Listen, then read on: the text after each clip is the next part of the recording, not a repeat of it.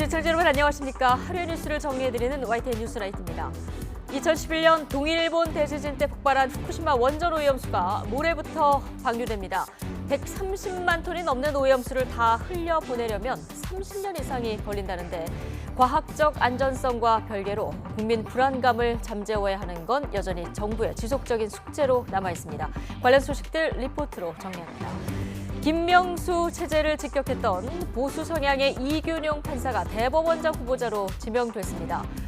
내년에 대법관 6명도 줄줄이 바뀔 예정이어서 사법부 지형도 변화가 예상되죠. 대법원장은 청문회에 이어서 표결 절차까지 거쳐야 하는데 국회 문턱을 넘을 수 있을지도 주목됩니다. 이 밖에 정치권 관심 뉴스들은 잠시 뒤 나이트 포커스에서 다뤄보겠습니다. 화요일 뉴스나이트 헤드라인 보시고 본격 출발합니다.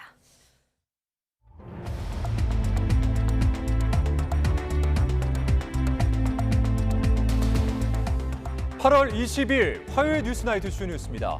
일본이 모레부터 후쿠시마 원전 오염수를 바다에 방류한다고 공식 발표했습니다.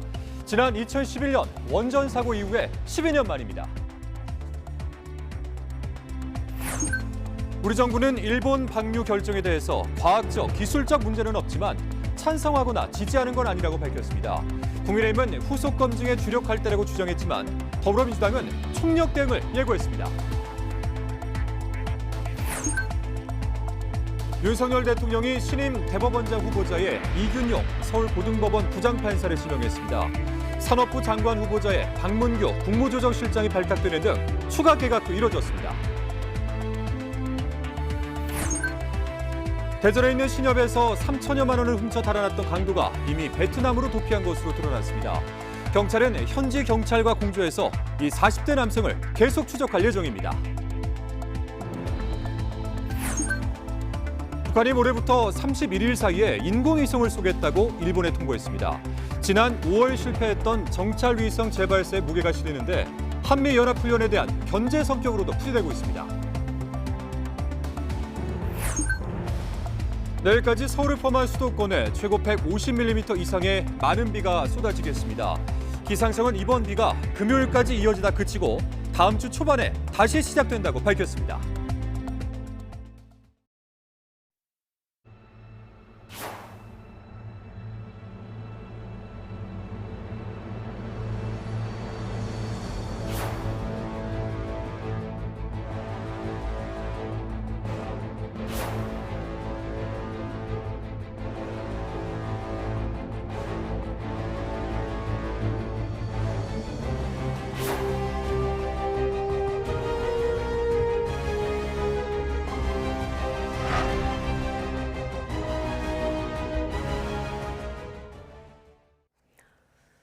일본 정부가 모레부터 원전 오염수 해양 방류에 나선다고 공식 발표했습니다.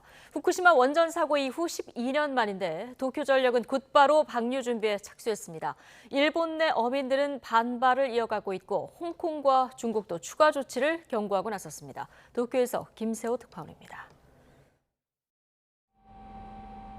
일본 정부가 마침내 후쿠시마 원전 오염수 방류 일자를 확정했습니다.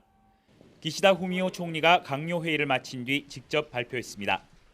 具体的な放出時期については気象海象条件に支障がなければ8月24日を見込みます。 2021년 4월 오염수 해양 방류를 결정한 지 2년 4개월 만입니다. 기시다 총리는 IAEA의 과학적 근거에 기초한 대응에 국제사회의 정확한 이해가 확산하고 있다며 국제적 지지를 받고 있다고 자신했습니다. 도쿄전력은 곧바로 오염수 방류를 위한 준비 작업에 착수했습니다. 올해 6월 말 기준으로 원전 오염수 총량은 134만 톤으로 해양 방류는 30년 동안 이어질 것으로 보입니다. 국제원자력기구 IAEA는 방류 첫날부터 안전 기준에 부합하는지 현장 감시와 평가를 이어가겠다고 밝혔습니다.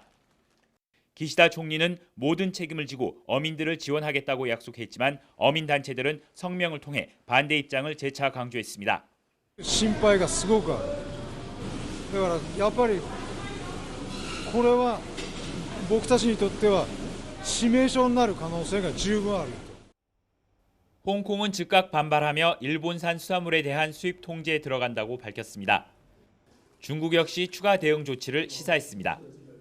中方将采取一切必要措施，维护海洋环境，维护食品安全和公众健康。 이처럼 중국 등 인접국의 수입 규제는 더욱 강화될 것으로 보여 방류에 따른 일본 어민들의 피해는 가시화될 것으로 보입니다. 일본 정부의 이번 방류 결정은 국제사회의 지지를 상당 부분 확보했다는 자신감도 작용한 것으로 보입니다. 하지만 자국의 반대 여론과 주변국의 반발에 따른 파장은 여전히 큰 과제로 남아 있습니다. 도쿄에서 YTN 김세호입니다. 일본의 방류 결정에 대해서 우리 정부는 과학적, 기술적 문제가 없는 것으로 판단했다고 밝혔습니다. 다만 일본 측의 방류 계획에 대한 판단을 한 것일 뿐 오염수 방류를 찬성하거나 지지하는 것은 아니라고 선을 그었습니다. 이승배 기자입니다. 당장 목요일부터 후쿠시마 원전 오염수를 바다에 방류하겠다는 일본 결정이 나오자 정부가 최종 입장을 밝혔습니다.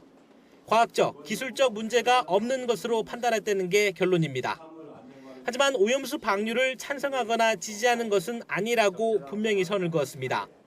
정부가 내린 판단의 대상은 일본 측의 방류 계획일 뿐이라는 겁니다. 실제 방류가 조금이라도 계획과 다르게 진행된다면 이런 우리 국민의 안전과 건강을 위협하는 것으로 판단해 일본 측에 즉각 방류 중단을 요청할 것입니다. 윤석열 대통령이 지난달 12일 정상회담에서 방류 점검 과정에 한국 전문가가 참여하게 해달라고 했던 요청은 받아들여지지 않았습니다. 대신 한국 측 전문가가 정기적으로 현장 사무소를 방문하고 오염수 방류 최신 정보를 정기적으로 공유하기로 합의했습니다. 이상 상황이 생겼을 때 IAEA로부터 관련 정보를 빠르게 공유받는 연락체계와 함께 일본과 한국 간 이중 한 라인도 구축하기로 했습니다. 이송설비 방사선 농도와 오염수 유량, 희석 후 삼중 수소 농도 등 실시간 모니터링 결과는 일본이 IAEA와 협력해 1시간 단위로 홈페이지에 올리고 한국어로도 제공할 거라고 정부는 설명했습니다. 우리가 요구했던 기술 권고사항 4가지 가운데 절반만 수용됐고 오염수 정화 장치인 알프스 필터 점검 주기 단축과 농도 측정 시 5개 핵종을 추가하는 제안은 더 논의하기로 했습니다. 이와 별도로 정부는 방류 초기 오염수가 해양에 미치는 영향을 조사하기 위해 자체 모니터링을 강화하기로 했습니다. 후쿠시마 원전에서 500에서 1600km 떨어진 일본 공해 8개 지점도 조사합니다. 공해상의 방사능 수치 변화를 실질적으로 모니터링을 할 수 있다고 보여지고요. 또 원전 오염수가 방류될 경우 국내 해역에 미치는 영향을 선제적으로 감시할 수 있다고 판단을 합니다. 정부는 2025년까지 태평양 도서국과 조사 인프라를 구축하는 등 해양 방사능 공동 연구도 추진해 나갈 계획이라고 덧붙였습니다. YTN 이승배입니다.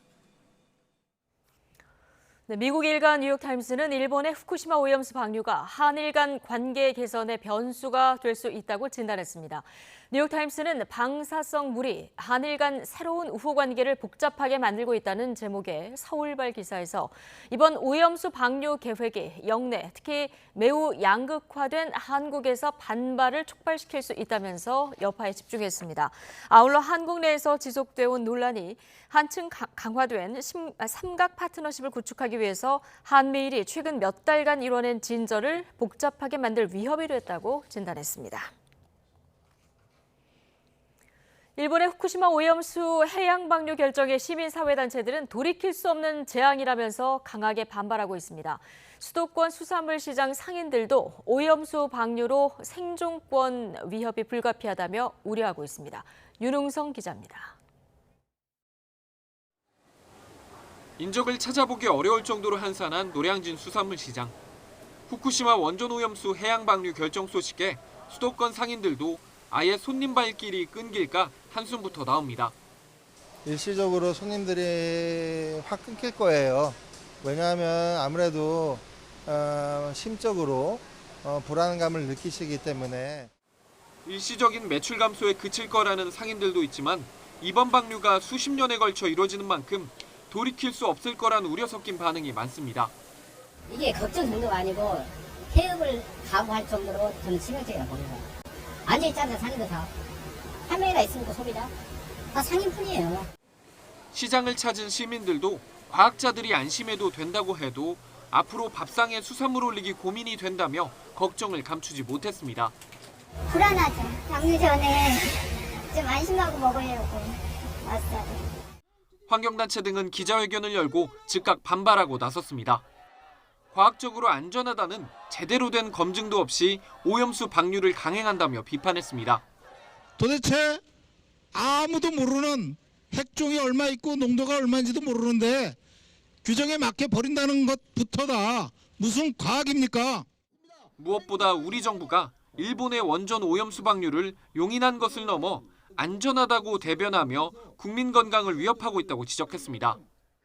국민 80%가 핵오염수 방류를 방대하고 수산물 소비를 줄일 것이라고 하여 회복될 수 없는 환경오염과 어민을 비롯한 생산자들의 생존이 위협받고 있는데도 불구하고 환경단체 그린피스도 방사성 폐기물 해양 방류는 전례가 없던 일이라며 일본 정부의 무책임과 한국 정부의 방조로 돌이킬 수 없는 재앙을 초래할 것이라는 성명을 내놨습니다. YTN 윤웅성입니다. 다음 소식입니다. 윤석열 대통령이 신임 대법원장 후보로 이균용 서울고등법원 부장판사를 지명했습니다. 오송 지하차도 참사 책임과 관련해 인사조치가 건의됐던 행정중심 복합도시 건설청장은 20여일 만에 경질됐습니다. 강희경 기자입니다. 윤석열 대통령이 김명수 대법원장을 이을 차기 대법원장 후보로 이균용 서울고등법원 부장판사를 지명했습니다. 윤 대통령의 서울대법대 한 학년 후배로 각급 법원 판사와 법원장 등을 지냈습니다. 대통령실은 32년간 재판과 연구에 매진한 정통 법관이자 사회적 약자 인권 신장에도 앞장섰다고 설명했습니다. 사회의 다양한 목소리에 귀를 기울이고 원칙과 정의, 상식에 기반해서 사법부를 이끌어 나갈 대법원장으로 적임자라고 판단합니다. 사법부의 대표적 정통 보수법관이라는 평가에 대해 대통령실 고위 관계자는 정치적 성향이 거의 없는 인물이라며 중립적 위치에서 대법원을 잘 이끌 것으로 본다고 밝혔습니다. 윤 대통령은 추가 개각도 단행했습니다. 지난 6월 말 통일부 장관을 비롯해 차관 12명을 대규모 교체하는 인사를 한 데 이어 이번엔 산업통상자원부 장관 등을 교체한 겁니다. 신임 산업부 장관 후보자에 박문규 현 국무조정실장이 지명됐고 후임 국조실장에는 방기선 기획재정부 1차관이 발탁됐습니다. 우리 경제의 무역과 투자 환경 그리고 에너지와 자원 정책의 불확실성이 늘어가고 있습니다. 이러한 때 전략적인 산업 정책이 중요하다고 생각을 합니다. 기재부 출신 인사가 집중되는 것 아니냐는 지적에 대통령실은 부담이 있는 건 사실이라면서도 이제부터 국정의 중심이 경제라는 윤 대통령의 뜻에 따라 인물을 발탁했다고 설명했습니다. 한덕수 국무총리가 오송 지하차도 참사 책임을 물어 사실상 해임을 건의했던 이상래 행정중심 복합도시 건설청장도 결국 경질됐습니다. 이번 개각으로 윤 대통령은 탈원전 정책 폐기 등 국정과제 추진에 다시 한번 속도를 높일 것으로 보입니다. 국정 동력을 확보하는 과정에서 순차적으로 추가 개각이 이뤄질 거란 전망도 이어지고 있습니다. YTN 강희경입니다. 네, 이 차기 대법원장 후보로 지명된 이균용 부장판사는 보수 성향의 정통 법관으로 자기 주관이 뚜렷하고 또 추진력이 강하다는 평가를 받습니다. 산적한 사법부 현안을 해결할 적임자인지를 두고 법원 내부에서는 기대와 우려가 함께 나오고 있는데요. 진보 우위였던 사법부 지형도 크게 달라질 것으로 보입니다. 계속해서 최민기 기자가 보도합니다. 보수성향 정통법관으로 꼽히는 이균용 서울고등법원 부장판사는 김명수 원장에 이어 대법관을 거치지 않은 최근 두 번째 대법원장 후보란 점에서 파격 인사로 받아들여집니다. 이 후보자는 1990년 임관 이후 재판 업무만 맡았는데 법원 내 연구 모임 민사판례 연구회에서 활동하는 등 특히 민법에 정통한 것으로 평가받고 있습니다. 대표적 지일파 법관이기도 합니다. 일본 게이오 대학에서 두 차례 연수하며 일본 법학에 큰 관심을 두고 있습니다. 이 후보자는 옳다고 생각하면 거침없이 발언하는 자기 주관이 강한 법관으로 꼽힙니다. 재작년 대전 고등법원장에 취임할 당시 최근 사법에 대한 신뢰가 나락으로 떨어지고 법원이 조롱거리로 전락한 참담한 상황이라고 말했는데 당시 임성근 판사와의 면담에서 거짓 해명 의혹이 불거진 김명수 원장을 겨냥한 것이란 해석이 나왔습니다.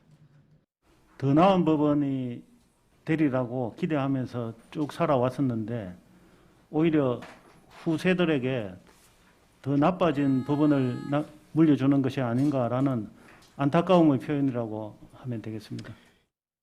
권순일 전 대법관의 이른바 50억 클럽 의혹이 불거졌을 때도 당혹스럽게 이를 데 없다며 강도 높게 비판하기도 했습니다. 이 후보자는 김명수 원장 체제에서 추진된 법원장 후보 추천제와 고등법원 부장판사 제도 폐지, 법원행정처 비법관화에 강한 문제의식이 있는 만큼 인사제도를 시작으로 개혁 드라이브에 시동을 걸 것이란 관측이 지배적입니다. 또 재판 지연과 법관 이탈 문제, 상고심 제도 개선 등이 사법부 당면 과제인 만큼 이 후보자의 강한 추진력이 어떻게 작용할지 법원 내부에선 기대와 우려가 동시에 나오고 있습니다. 윤 대통령과는 대학교 1년 선후배 사이로 윤 대통령과 절친한 문강배 변호사를 고리로 친분을 쌓은 것으로 알려졌는데 국회 인사청문회에서 야권의 파상 공세가 예상되는 대목입니다. 윤석열 대통령 아시죠? 예. 잘 아시죠? 제 친한 친구의 친한 친구입니다. 단둘이 만난 적은 없습니다. 친하다고 되어 있죠, 지금? 친하다고 볼 수도 있습니다. 이 후보자 지명으로 사법부 지형 변화도 본격화할 것으로 보입니다. 이 후보자 이후 내년에만 대법관 6명이 줄줄이 바뀔 예정이어서 대법원 구성이 진보 우위에서 보수 쪽으로 이동할 거란 분석에 힘이 실립니다. 6년 만에 보수 성향 대법원장 후보 지명으로 사법부도 큰 변화를 맞게 됐습니다. 이 후보자가 현안이 산적한 사법부 수장으로서 합리적 대안을 제시하고 균형 잡힌 리더십을 보여줄 수 있을지 관심이 쏠립니다. YTN 최민기입니다. 서울 전역에 호우주의보가 발령되면서 하천 출입이 통제되고 있습니다. 인천과 경기, 전남, 서해 5도에도 호우특보가 내려졌는데요.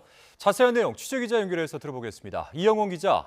네, 사회부입니다. 네, 이 전국 곳곳에 호우주의보가 발령됐다는데 자세한 소식 전해주시죠. 서울시는 오늘 오후 6시 기준으로 서울 전역에 호우주의보를 발령했습니다. 이에 따라 청계천과 우이천, 성북천 등 시내 하천 20곳 출입을 통제했습니다. 또 호우 피해를 막기 위해 방제시설 가운데 반포 빗물 펌프장 한 곳을 가동하고 있습니다. 서울시는 혹시 모를 피해 상황에 대비해 관련 부서와 산하기관에 취약 지역 안전관리를 당부하고 비상근무 1단계에 돌입했습니다. 이 밖에 인천과 경기, 전남, 서해 5도에도 호우특보가 발효됐고 강원, 충청, 전라권 등에는 호우 예비특보가 내려졌습니다. 이들 지역 11곳에는 산사태 위기경보가 관심에서 주의 단계로 상향됐습니다. 기상청은 서울과 인천, 경기를 중심으로 내일까지 이틀 동안 최대 150mm에 달하는 많은 비가 예상된다고 밝혔습니다. 이에 산사태나 저지대 침수 등 비 피해가 생기지 않도록 유의해달라고 당부했습니다. 지금까지 사회부에서 전해드렸습니다.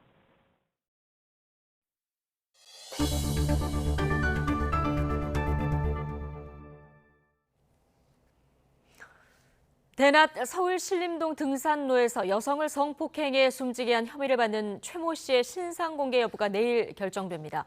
피해자를 목 졸라 숨지게 하고 범행 전 성폭행과 살인 관련 기사를 찾아보는 등 고의적 살해 정황이 추가로 드러나고 있습니다. 우종훈 기자의 보도입니다. 경찰은 우선 피해자가 목 압박으로 질식해 숨진 것으로 추정된다는 부검의의 1차 구두 소견에 주목하고 있습니다. 외부 충격으로 머리에서 출혈도 관찰됐지만 직접적 사인은 경부 압박에 따른 뇌 손상으로 보인다는 겁니다. 피의자 최모 씨가 피해자를 금속 재질의 둔기인 너클로 때려 사망에 이르게 했다기보다는 목 졸라 살해했을 가능성에 힘이 실리는 대목입니다. 또 범행 넉 달 전 최 씨가 성폭행할 목적으로 인터넷에서 너클을 사서 주머니에 계속 넣고 다닌 것 역시 범행의 고의성을 뒷받침할 단서입니다. 최 씨가 이번 달 휴대전화와 노트북으로 성폭행과 살인, 살인 예고, 너클과 관련한 인터넷 기사를 열람한 사실도 디지털 포렌식을 통해 확인됐습니다. 경찰은 여기에다 포털 사이트를 검색한 기록까지 확보해서 최 씨가 범행을 사전에 계획했다는 것을 입증할 방침입니다. 다만 최 씨는 살해할 의도가 없었고 사전에 범행을 계획하지도 않았다고 주장하는 것으로 알려졌습니다. 경찰은 최 씨 진술의 진위를 판단하기 위해 거짓말 탐지기 조사를 진행하려 했지만 최 씨가 거부하며 불발됐습니다. 이런 가운데 경찰은 최 씨를 상대로 정신감정을 실시할지도 살펴보고 있습니다. 지난 2015년 최 씨는 우울증으로 진료를 받았던 것으로 확인됐는데 이후 약을 처방받은 적은 없었습니다. 경찰은 비공개 신상공개위원회를 열어 최 씨의 이름과 나이, 얼굴 등을 공개할지 결정한 뒤 이번 주 안에 검찰에 송치할 것으로 전망됩니다. YTN 우종훈입니다. 서울 신림동 성폭행 살인 피의자인 최 모 씨가 내일 신상공개위원회를 앞두고 머그샷을 촬영하고 공개하는 데 동의했습니다.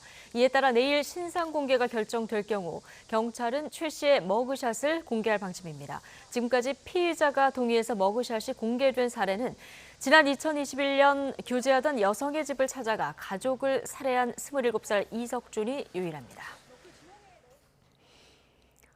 경찰이 지금까지 검거한 살인 예고글 작성자가 200명을 넘었습니다. 경찰청 사이버수사국은 오늘 오전 9시까지 살인 예고글 443건을 수사해 이 가운데 192건에 연루된 201명을 붙잡았고 이 중 20명은 구속했습니다.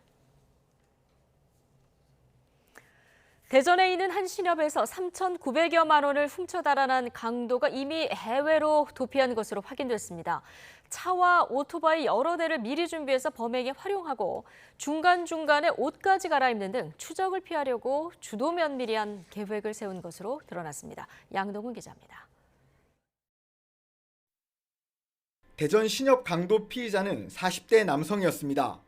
대전과 충남을 넘나들며 도주 행각을 벌이다 해외로 도주한 거로 드러났습니다. 경찰은 피의자가 범행 이틀 뒤인 지난 20일에 이미 베트남으로 출국한 사실을 확인했다고 밝혔습니다. 피의자는 지난 18일 대전 관저동에 있는 한 신협에 소화기를 뿌리며 침입한 뒤 흉기로 직원들을 위협해 3,900여만 원을 빼앗아 달아났습니다. 범행 준비부터 도주까지의 과정에서 오토바이 2대와 차량 2대, 택시 등을 이용한 거로 조사됐습니다. 오토바이는 모두 훔친 거였고 차량은 지인들에게 빌린 거로 확인됐습니다. 경찰은 차량 주인을 찾아 사흘 만에 신원을 특정했는데 피의자가 이미 해외로 도주한 상태였다고 말했습니다.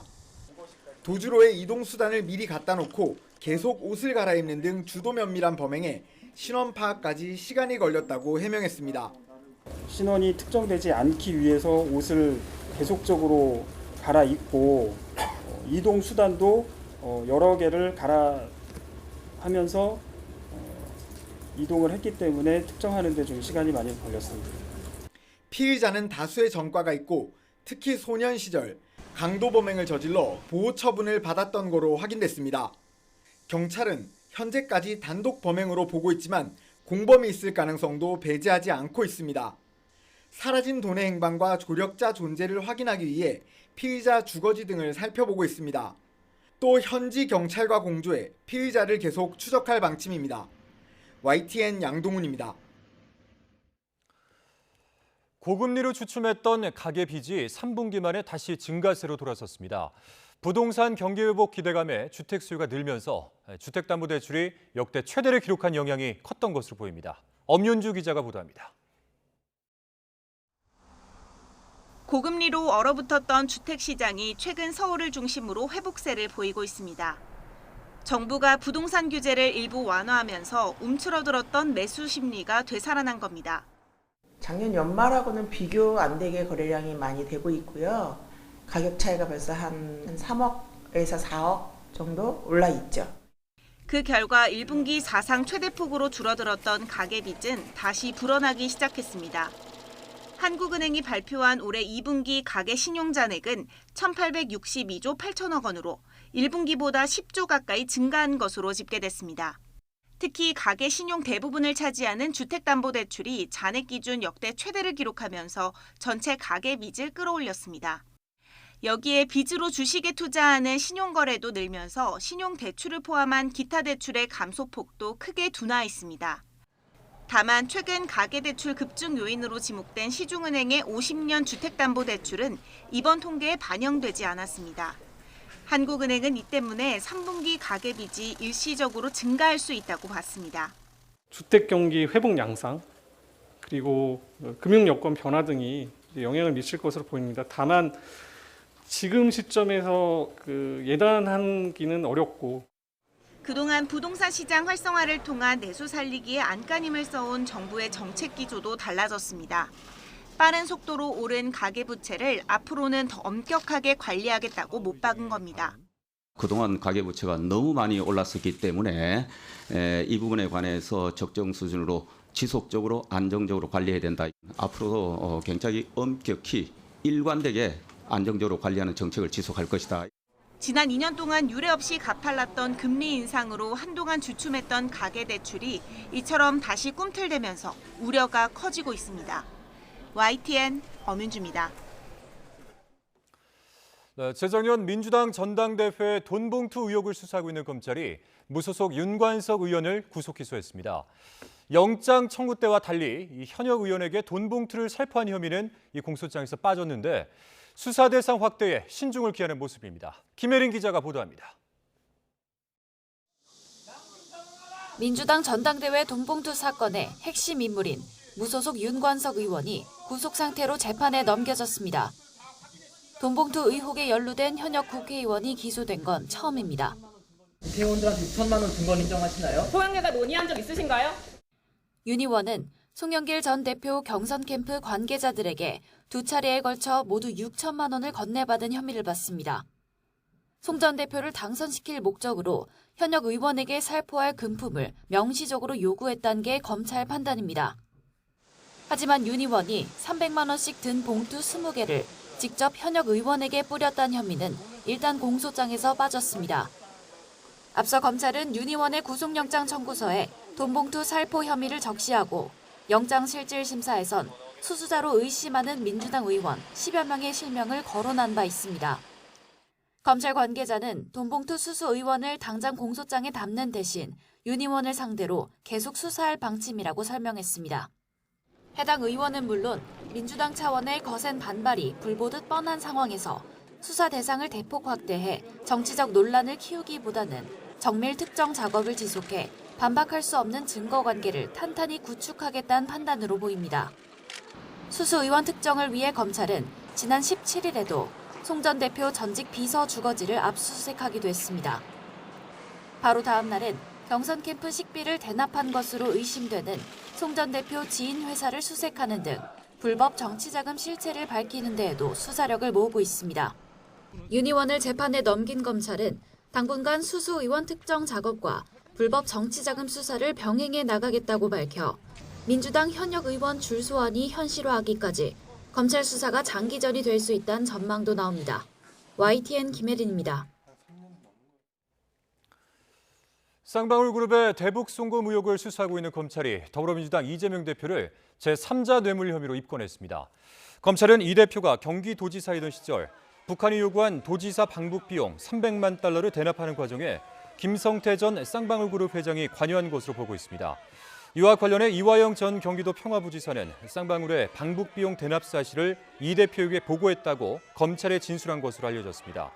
하지만 이 전 부지사의 부인은 검찰의 압박과 회유로 남편이 거짓 증언을 한 것이라고 주장하고 있습니다. 북한이 모레부터 31일 사이에 인공위성을 쏘겠다고 일본 정부에 통보를 했습니다. 오는 31일까지 진행되는 한미연합훈련에 맞대응하고 또 다음 달 9일 북한 정권 수립 75주년을 맞춰 지난번에 실패했던 군사정찰위성 재발사에 나선 것으로 보입니다. 최도희 기자입니다. 북한이 인공위성을 발사하겠다며 일본 정부에 통보한 시기는 오는 24일 0시부터 31일 0시 사이입니다. 일본 언론 보도를 보면 북한이 통보한 위험구역은 서해 해상 2곳과 필리핀 동쪽, 태평양 해상 1곳입니다. 지난 5월 실패한 군사정찰위성 발사에서 제시한 해역과 같은 지점인 만큼 정찰위성 재발사에 무게가 실립니다. 앞서 국정원도 북한이 다음 달 9일 정권 수립 75주년을 앞두고 군사정찰위성을 쏠 가능성이 있다고 내다봤습니다. 군사정찰위성의 결함 보안이 순조롭게 진행된다면 8월 말 또는 9월 초에 발사 가능성이 있다는 보고를 했습니다. 북한은 지난 5월에도 일본에 비슷한 내용을 통보한 뒤 5월 31일 군사정찰위성을 발사했지만 로켓이 추진력을 상실하면서 서해로 추락해 실패로 끝났습니다. 이후 북한은 발사 실패 원인으로 꼽혔던 로켓 엔진 결함 문제를 해결하려고 노력한 것으로 보입니다. 발사 시기를 한미연합훈련 종료일인 오는 31일까지로 못 박았다는 점에선 한미연합훈련을 겨냥한 행보로도 풀이됩니다. 발사의 실패 원인을 북한도 빨리 파악했다라고 하는 얘기가 될 수도 있는 것이기 때문에 추이는 좀 지켜봐야 할 것 같고요. 한미연합훈련 기간과 겹친다라고 하는 부분도 북한의 노림수가 아니었나 생각이 됩니다. 이와 함께 다음 달 9일 북한 정권 수립 75주년을 앞두고 이렇다 할 경제적 성과가 없는 상황 속에 심혈을 기울여온 군사적 성과를 내겠다는 의도도 있어 보입니다. YTN 최두입니다. 코로나19 국경 봉쇄로 끊겼던 북한과 중국 간 하늘길이 3년 7개월 만에 다시 열렸습니다. 임기를 마치고도 발이 묶였었던 지재룡 전임 대사가 귀국하는 모습도 YTN 카메라에 잡혔습니다. 베이징에서 강정규 특파원입니다. 꼬리날개에 북한 인공기를 그려넣은 비행기가 활주로에 내려앉습니다. 이어 계류장으로 접근하자 동체에 고려항공이란 글자가 선명하게 보입니다. 고려항공 여객기가 이곳 베이징에 착륙한 건 2020년 1월 북한의 코로나19 봉쇄 이후 3년 7개월 만입니다. 평양에선 별다른 승객을 태우고 오지 않았지만 되돌아가는 오후 항공편 창구엔 긴 줄이 섰습니다. 코로나19 전파를 우려해서인지 승객 대부분은 마스크를 썼습니다. 부직포로 포장한 짐꾸러미엔 누군가의 이름과 주소도 적혀 있습니다. 북한 사람들에게 개인 행동은 금물, 반드시 2 이상씩 움직였습니다.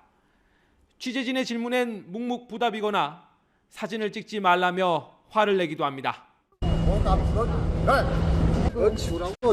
알겠습니다. 이륙 1시간 반 전엔 번호판이 133으로 시작하는 북한 외교 차량 2대가 귀빈 주차장에 들어왔습니다. 마스크를 낀 백발 노옹이 주변의 부축을 받아 휠체어로 옮겨 타는 장면이 포착됐습니다. 2년 전 임기를 마치고도 귀임하지 못한 지재룡 전 중국 주재 북한 대사로 추정됩니다. 비슷한 시기 말레이시아에서 추방당한 김유성 대사를 비롯해 국경 봉쇄에 발이 묶였던 간부와 식솔들이 먼저 귀국길에 오른 것으로 보입니다. 批复了朝鲜高丽航空平壤、北京、平壤等客运航线定期航班计划. 다음 달 항저우 아시안 게임도 앞둔 만큼 상하이를 비롯한 다른 국제 노선도 조만간 운항을 재개할 전망입니다. 베이징에서 YTN 강정규입니다.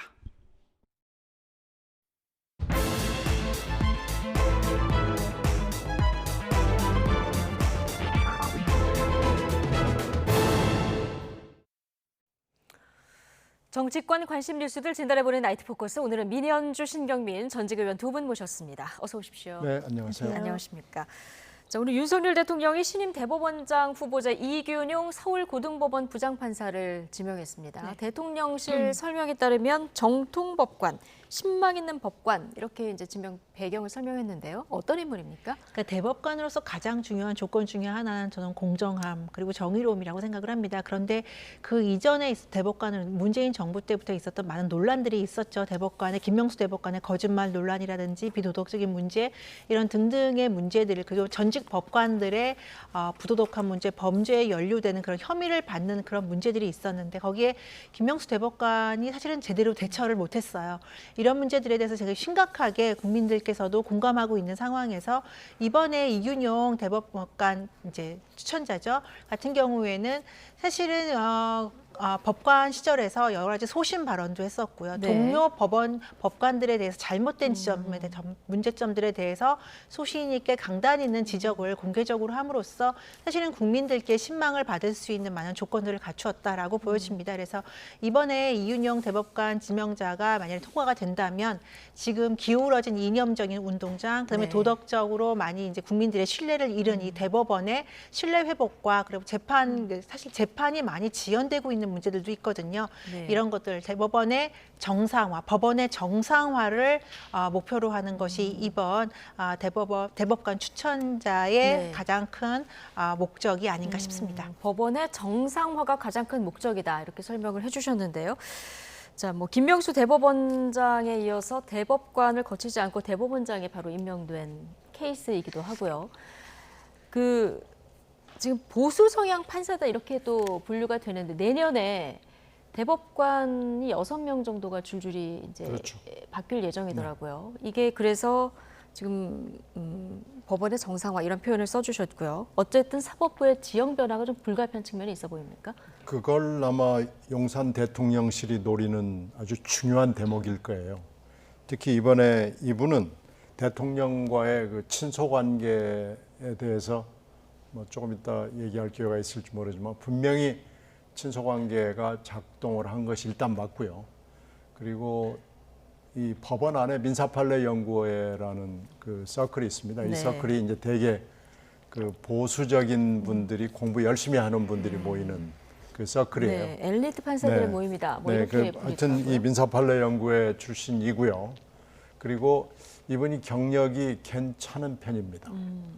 김명수 대법원장하고는 조금 달라요. 예. 김명수 대법원장은 이분도 이제 대법관을 지내지 않은 건데 춘천지방법원장으로다 갑자기 발탁이 된 경우인데 이분은 좀 달라요. 뭐 재판연구관을 2번이나 지냈고 그리고 부장도 서울에서 쭉 중앙지법에서도 했고요. 이런 굉장히 중요하거든요. 그리고 이제 뭐 여러 가지 판례들이 많이 있는데 오늘 대통령실이 내놓은 그 자료에 보면은 장애인권상을 받은 판사다라는 거 굉장히 강조를 하죠. 이게 틱장애가 그 장애로 인정이 안 돼 있었는데 이분이 이제 판결로 인정을 했어요. 그러니까 그런 점에서는 진보적인 것 같아요. 그런데 꼭 그렇지도 않은 게 너무나 분명한 사건 같은 경우에서 매우 보수적인, 정말 보수도 이런 보수가 없다라는 그런 게 있어요. 이게 2007년도 판결인데 그 성평등을 인정을 해야만 되는 사건이었어요. 근데 이걸 갖다가 딱 그 패소 판결을 줘가지고요. 이게 결국은 뒤집어졌습니다. 그래서 이게 그 당시에 어떻게 법원에서 이런 판결이 나올 수가 있느냐 그래요. 이분이 그 굉장히 언론에서 회자가 됐던 사건이 있습니다. 그래서 이런 저런 걸로 봐서는 아마 이분이 굉장히 그 성격이 강한 걸로 보여요. 그리고 김명수 대법원장의 문제가 있었을 때 정면으로 얘기를 한 몇 안 되는 판사 중에 한 그것도 이제 고위 간부가 그런 걸로 봐서는 소신이 뚜렷한 것도 분명한 것 같고요. 매우 보수적인 판결도 있고 약간 진보적인 판결도 있는데 전반적으로는 매우 보수적인 판사였다라는 것이 법원 내외에 좀 알려져 있는 분입니다. 네. 지금까지 이제 이력이라던가 아니면 판결을 한 것들을 보면은 좀 보수적인 것도 있고 진보적인 것도 있어서 지금 기대와 우려를 동시에 이제 표출을 해주셨는데 쉬운 글로 굉장히 판결문을 쓴다 이렇게도 유명하다 이렇게 전해지고 있습니다. 어쨌든 소신이라는 표현을 써주셨는데요. 이 후보자는 주관이 뚜렷한 성격으로도 좀 알려져 있습니다. 지난 2021년 10월 국정감사장에서의 소신 발언이 눈길을 끌었었죠. 듣고 오시겠습니다. 대법원장의 거짓말. 혹시 나는 되고 일반 국민은 안 되고 내로남불 아닙니까? 어떻게 생각하십니까? 언론에 보도된 대로 사법부 신뢰에 부정적인 영향이 있었다는 것은 뭐 부인할 수 없는 것 같습니다. 이와 같은 여진이 아직 남아있는 상태에서 최근에 권순일 대법관이 이재명 선거법 위반 사건과 관련돼서 재판 거래 의혹을 강하게 드러나는 일련의 사건이 벌어졌습니다.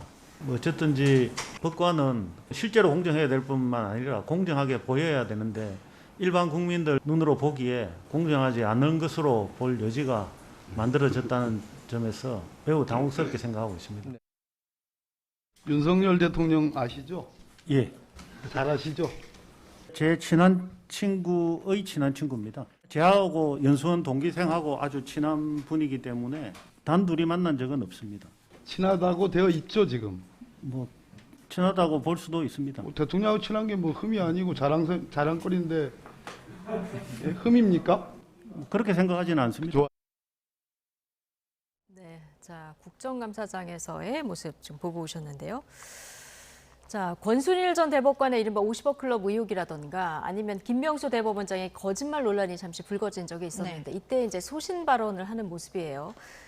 2021년에 대전고등법원장 취임사였던가요? 여기서도 법원이 조롱거리가 됐다. 그렇죠. 굉장히 강력한 표현을 썼었는데 이 역시 시점을 봤을 때는 김명수 대법원장을 직격했다. 이런 해석이 많았었어요. 그렇죠. 현직 대법원장인데 이제 이 취임사에서 그렇게 쓴 걸로 인해서 아까 신전 의원님께서 말씀하신 강골이라는 이미지가 아마 거기서 더 강화된 것이 아닌가.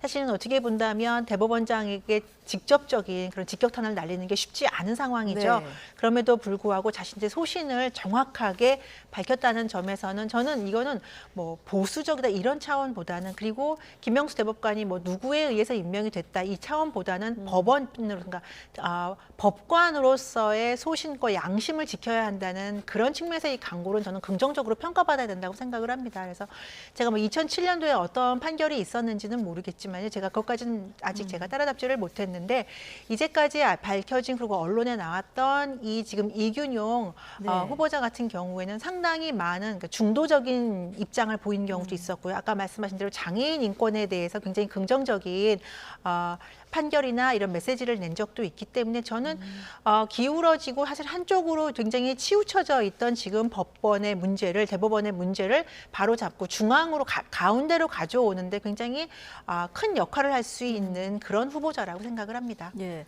앞서 박범계 의원하고 대통령과 친분 있냐 없냐 가지고 이제 발언을 오가는 모습도 보고 오셨는데요.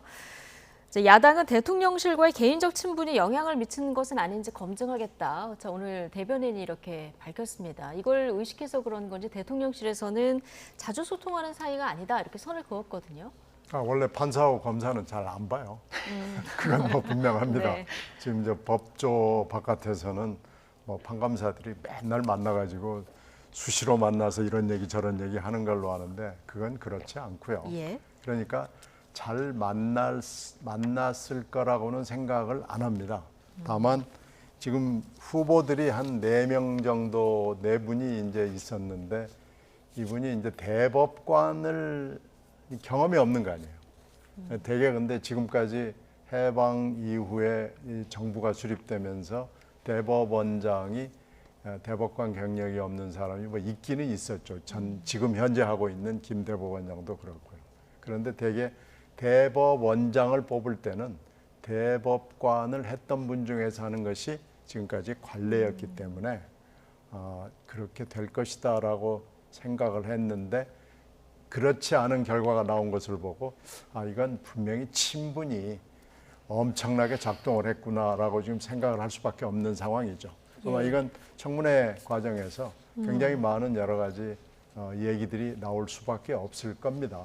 근데 이제 문제는 이건 어차피 인사청문회도 청문회지만은 본회의를 거쳐야 되기 때문에요.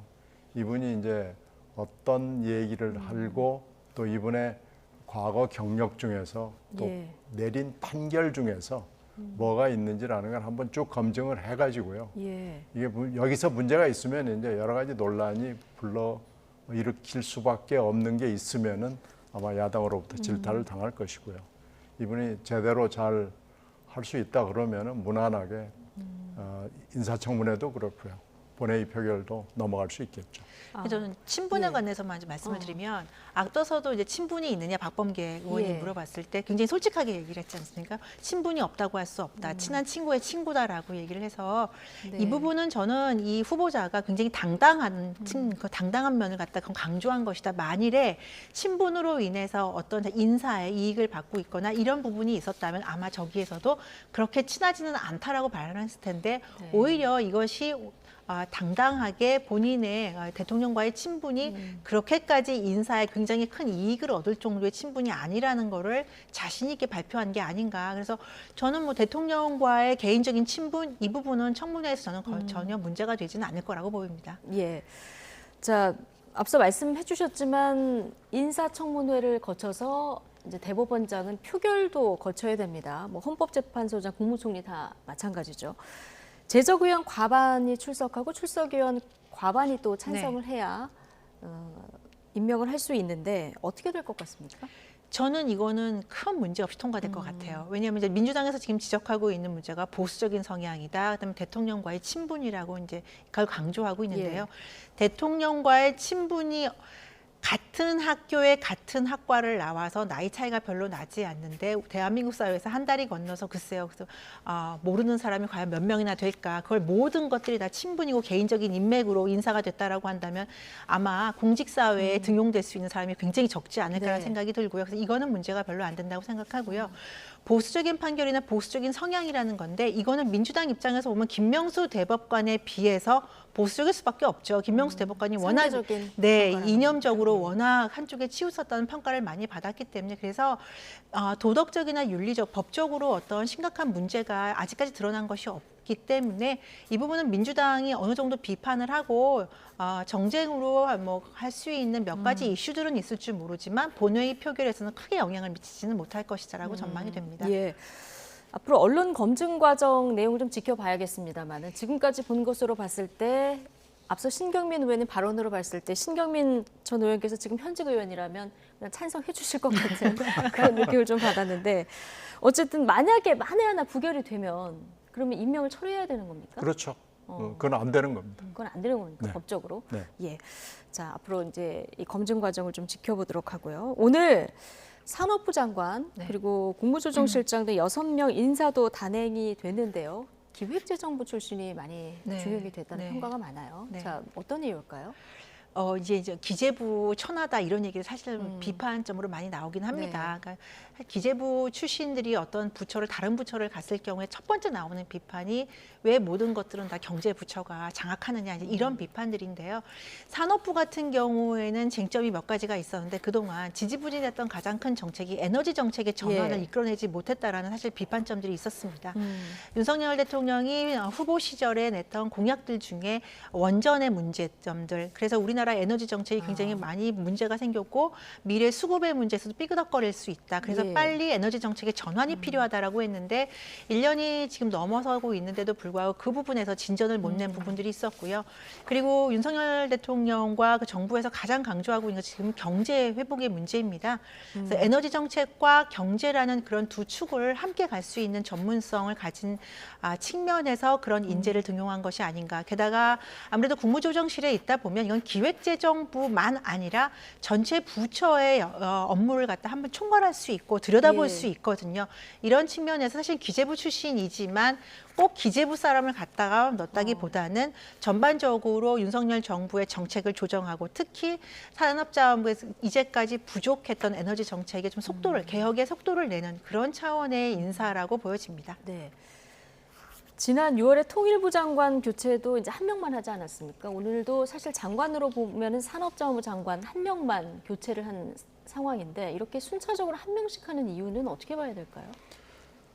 대통령실에서 흘러나오는 얘기로는 이게 윤 대통령의 스타일이라고 그래요. 그리고 또 하나는 사람이 별로 없다라는 얘기를 많이 합니다. 그래서 그 두 가지가 어우러져서 오늘 또 이렇게 된 것 같은데 그 사이에 개각 대상 장관들은 몇 명 더 있었어요.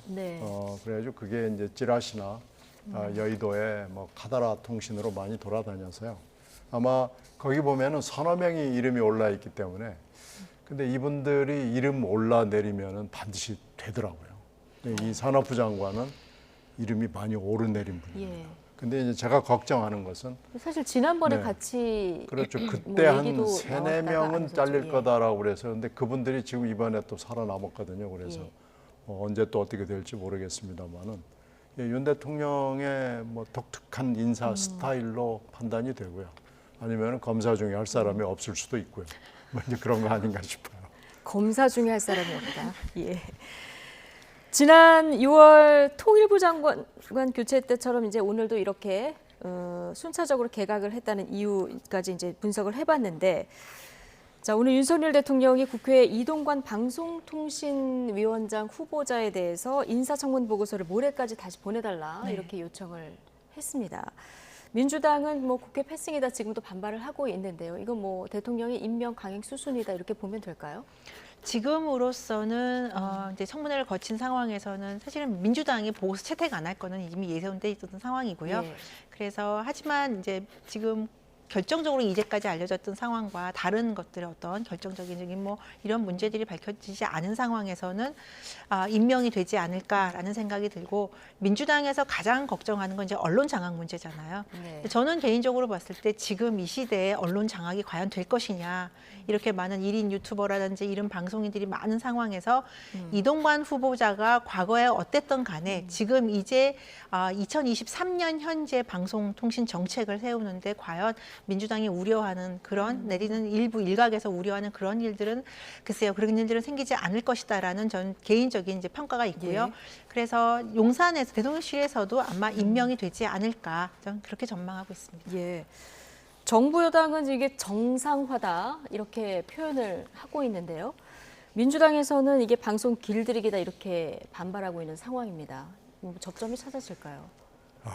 그런 건 없을 거예요. 네. 접점이랄까, 아니면 이동관 방통위원장을 찬성을 하는 기류가 형성될 가능성은 저는 전혀 없다. 전무라고 생각합니다. 그리고 이동관 지금 특보죠. 특보가 지난 2007년 이후에 해왔던 것, 그리고 그 사이에 있었던 일, 그리고 좀 최근의 여러 가지 행태로 봐서 전혀 변화를 찾아보기는 어려울 것 같고요.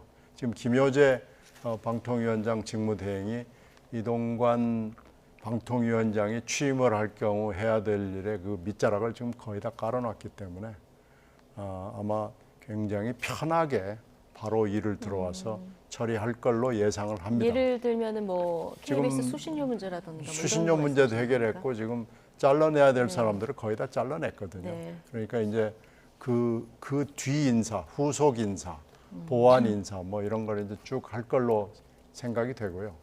그 길은 결국은 방송 장악의 길로 갈 수밖에 없다고 봅니다. 네.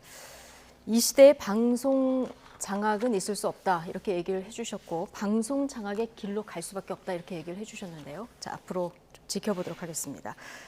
자, 다음 주제를 좀 볼 텐데요. 거액의 코인 거래 논란으로 민주당 탈당한 김남국 의원, 뭐 지금 무소속입니다만 어쨌든 지난번 윤리자문위에서 제명 권고가 내려졌고요. 오늘 윤리특위에서 이걸 이제 심사하기로 돼 있는데 직전에 다음 총선에 불출마한다 이 선언을 했습니다. 이 배경 어떻게 보십니까? 김남국 의원이 정치를 계속할 생각인 것 같아요. 정치를 그러니까 계속할 것 같다. 예. 장기적으로 보는 거죠. 네. 일단 이번에 제명 권고가 됐고요. 이제 윤리심 소위에서 결정이 나기 직전이었거든요. 지금 제명이 되고 나면 어쨌든 불명예로 국회의원직을 그만두게 됩니다. 이렇게 됐을 경우에는 정치 생명이 거의 끝난다고 볼 수도 있죠. 물론 뭐 앞으로 일은 100% 확신할 수는 없지만 김남국 의원의 어쨌든 공식적인 정치 인생은 마감을 할 수밖에 없고 아주 큰 계기가 있지 않은 이상 다시 정치 제도권으로 들어오는 게 쉽지는 않을 것이다라는 이제 전망들이 있었는데 김남국 의원이, 그러니까 김남국 의원뿐만 아니라 이렇게 문제가 되는 경우에 사실은 많은 국회의원들이 불출마 선언을 하고 어떻게 보면 선처를 구하는 경우들이 좀 종종 있습니다. 근데 이 경우는 김남국 의원이 이때까지 버텼죠. 상당히 오랜 기간 국민적인 비판도 있었고 민주당 내부의 비판도 있었고요. 그리고 제대로 된 소명조차도 하지 않았고 자료 제출도 하지 않았는데도 불구하고 갑자기 이렇게 된 거는 드디어 이것이 윤리위를 통과가 돼서 제명 조치가 되겠구나라는 이런 절박한 상황에서 불출마를 할 테니까 한번 선처를 해달라. 그렇게 되면 임기를 마무리하고 그러면서 21대 국회를 마무리하고 다음에 뭐 한 번은 쉬든 두 번은 쉬든 다시 정치로 복귀하고자 하는 그런 기대가 있는 것 같은데요. 글쎄 오늘 이양수 소위위원장 같은 경우에는 이제 한 번 더 기회를 좀 시간을 보겠다, 협의를 하겠다라고 했는데 글쎄 이건 윤리위에서 제명 통과가 되지 않을까라고 저는 조심스럽게 전망을 해봅니다. 네. 정치를 계속하겠다는 뜻으로 좀 해석을 하셨거든요. 정치 계속은 뭐 어려울 거예요. 어려울 것 같다. 그건 뭐 어려울 거고요. 오늘 윤리소위 1소위죠. 1소위의 분위기는 제명을 의결하는 겁니다. 그러니까 이거 지금 일단 호흡을 한번 해서 끊어주는 건데 글쎄 이제 이걸 끊어내는 것이 과연 가능할 것이냐. 왜 그러냐면 지금 민주당 원내 분위기는 제명이거든요. 네. 근데 왜 그러냐면은 원내가 파악하고 있는 사실이 있거든요. 근데 그 사실을 전부 다는 물론 아니겠지만은 원내가 그 사실을 바탕으로 결정을 내릴 경우에 제명 이외의 선택을 생각하기는 좀 어려운 분위기입니까? 어렵습니다. 그런데 지금 의원직 사퇴를 한다면 모르지만 불출마로 그것을 무마할 수 있다고 생각하기는 어려울 걸로 저는 봅니다. 그러면 그래서 오늘 의원직 사퇴는 선을 긋고 오히려 이제 끝까지 최선을 다하겠다 이런 얘기를 했는데 의원직 사퇴를 선언하면 의원직 뭔가 사퇴를 좀 하면은 고려의 요소가 됩니까? 뭐 윤리위야 뭐 이제 성립하지 않는 아니니까. 거죠. 그건 예. 할 필요도 없는 거고요. 저는 이 정도 되면은 의원직 사퇴를 하는 게 맞다고 봅니다. 그리고 이분이 무슨 복당을 하겠습니까? 아니면 무소속으로 출마를 하겠습니까? 아니면 한 텀 쉬고 23대 출마를 어느 지역에서 할 수 있겠습니까? 이분은 그렇게 못해요. 이분은 혹시 미국 월가에 가서 나 이런 사람이요 하고 출마한다면 모르지만요. 네. 이분은 그렇게 안 됩니다. 가상화폐 때문에. 네, 그러니까 이분은 혹시 거기 가서 내가 이런 사람이라고 자랑한다면 모르지만 이건 불가능한 경우에 해당하거든요. 그래서 저는 오늘 이거 가지고 투표를 미룬 것은 잘못된 판단이라고 생각합니다. 네. 그러니까 말씀하신 대로 불출마 선언을 하니까 오늘 표결은 이렇게 자연스럽게 연기가 된 상황인데요. 징계 수위에 영향을 미칠지도 관심이죠. 자, 관련 발언 듣고 오시겠습니다. 김남국 의원의 불출마 선언이 과연 김남국 의원이 그동안 한 행동들을 면책해 주는 것이냐, 과연 김남국 의원이 했었던 일들이 없어지는 것이냐, 저는 그렇게 생각지 않거든요.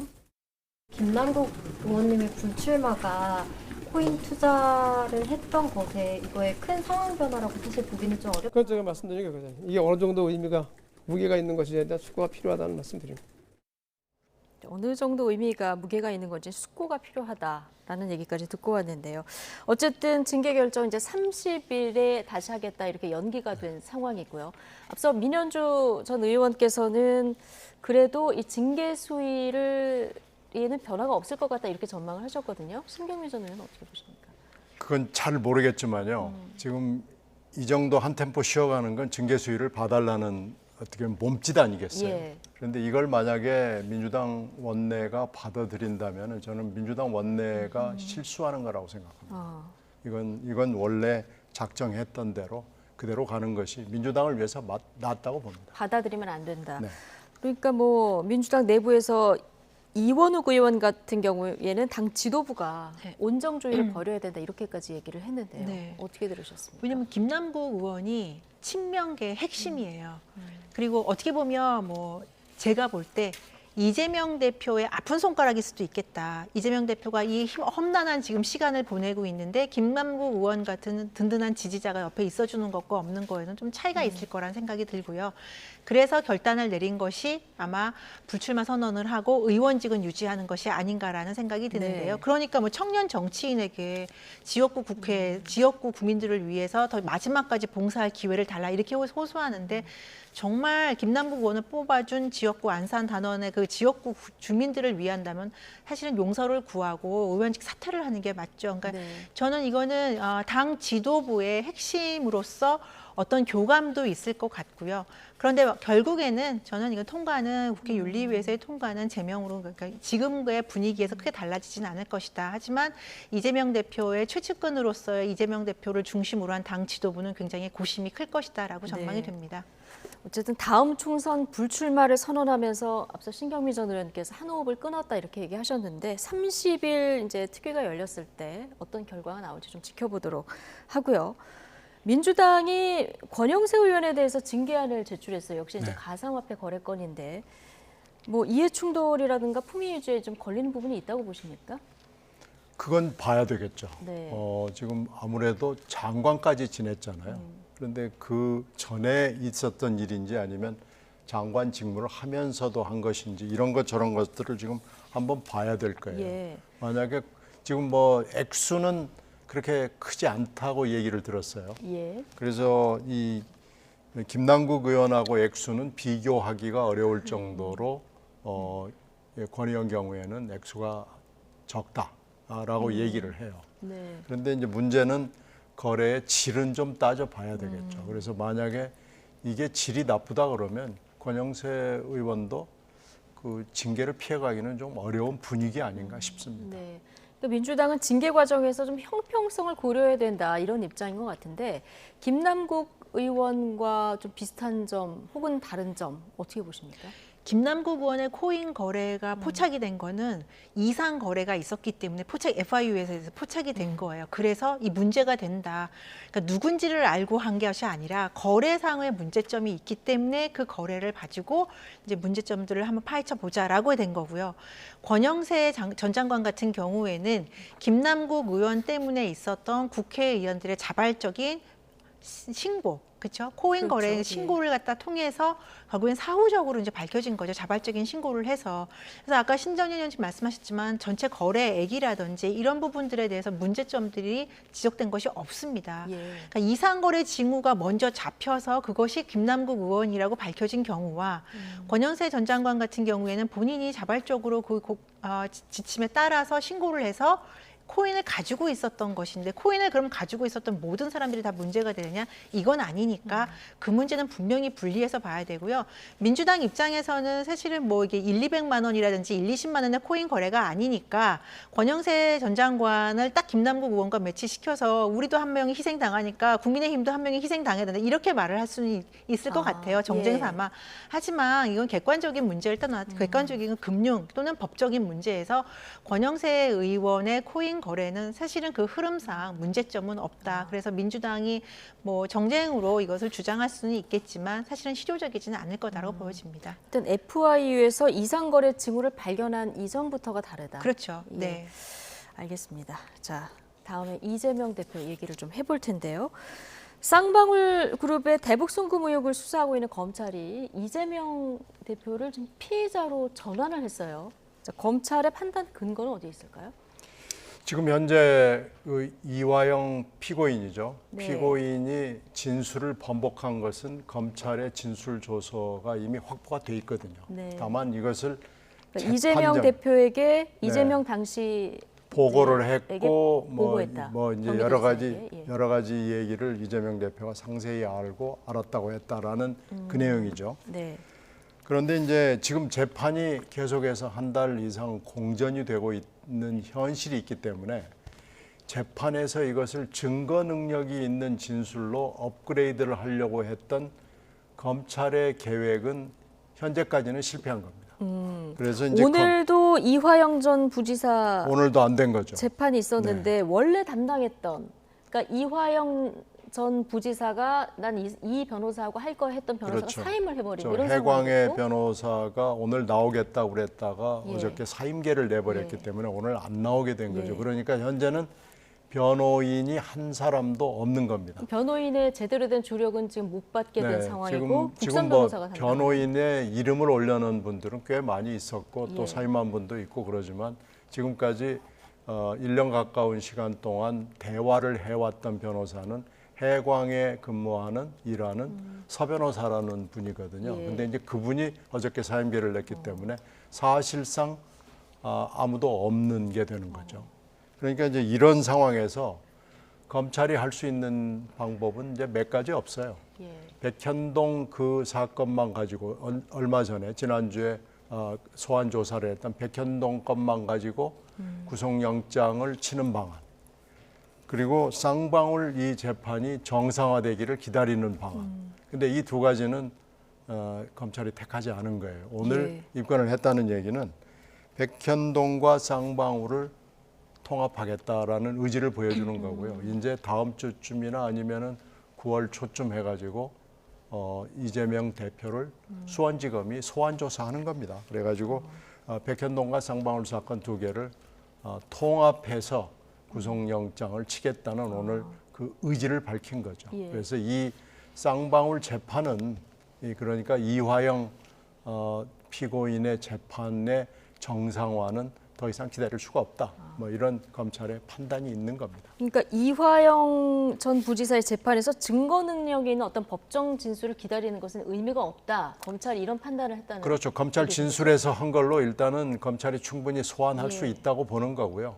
그리고 이화영 재판이 언젠가는 정상화될 걸로 보는 거고요. 네. 그리고 이 증거 능력을 찾는 것은 이 다른 재판에서도 할 수 있다고 보는 걸로 지금 검찰이 판단하는 겁니다. 이렇게 되면 이제 백현동 사건과 쌍방울 그 대북 송금 사건을 엮어서 영장을 청구한다. 이 시나리오대로 이렇게 갈 거라는. 그러니까 먼저 이제 일단 소환해야 되는 거죠. 일단 그렇죠. 불러서 조사를 네, 네. 해야 되죠. 피의자로 전화를 했으니까 이제 조사를 해야 되는 상황인데요. 좀 언제쯤 부를 것 같습니까? 그래서 이화영 그 부지사 재판이 너무 조사가 너무 길어지고 언제 있어요. 다시 열릴 네. 수도 지금 모르는 이런 상황이에요. 원래 이화영 이제 부지사가 이재명 대표에게 대북 송금에 보고를 했다. 그 진술 이후에 이렇게 복잡해지고 있거든요. 네. 이재명 대표는 8월 중에 나를 불러라 비회기 때. 그런데 8월 중에 부를 수 없는 상황이 지금 만들어졌고 오늘 신 전 의원님께서 말씀하신 것처럼 오늘 재판도 지금 파행이 됐고요. 그래서 이게 어떻게 진행이 될지 모르지만 아마 좀 정리할 시간이 좀 필요하지 않을까. 그래서 이재명 대표가 뭐 말은 하셨지만 글쎄요 8월 중에가 이게 쉽지는 않을 것 같고 이제 일주일밖에 안 남은 상황에서 이 정리가 되면서 9월 중에는 어느 정도는 좀 정리가 해서 이재명 대표의 바람과는 상관없이 회기 중에 어쩔 수 없이 청구가 되지 않을까 싶습니다. 예상이 됩니다. 예. 자, 이재명 대표는 검찰이 자신을 참고인에서 피의자로 전환한 것을 두고 황당한 얘기다 이렇게 답변했는데요. 듣고 오시겠습니다.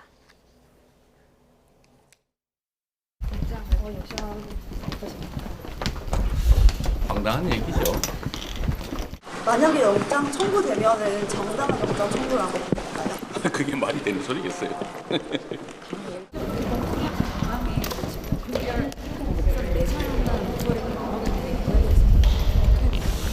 비회기 때 당당하게 청구해서 처리하는 게 좋지. 굳이 정치적 분란을 야기하려는 정치 공작으로 생각이 돼요. 네. 정치 공작하지 말고 당당하게 이제 비회기 때 검찰이 영장을 청구하라 이렇게 지금 요구하는 목소리 듣고 오셨는데요. 자, 8월 임시국회 본회의를 24일에 열자고 여야가 합의를 했고요. 근데 민주당이 25일까지 하고 이때 회기를 끝내고 비회기 기간을 갖자 이렇게 얘기했는데 국민의힘이 이걸 좀 받을 가능성은 없을까요? 글쎄요, 뭐 좀 상의를 논의를 해볼 필요는 있는데요. 지금 이렇게 됐을 경우에 이재명 대표를 위한 또 비회기를 가져야 되는 건지 이런 측면에서 민주당이 요구한 것도 조금 무리가 있고요. 이렇게 또 쪼개서 며칠 안에 또 비회기를 갖는 것도 이제까지는 없었던 전례라서 한번 뭐 원내 수석끼리 논의는 해볼 수 있겠지만 글쎄요 그런 것이 가능할지의 전망에 대해서는 저는 그다지 그렇게 밝게 보지는 않습니다.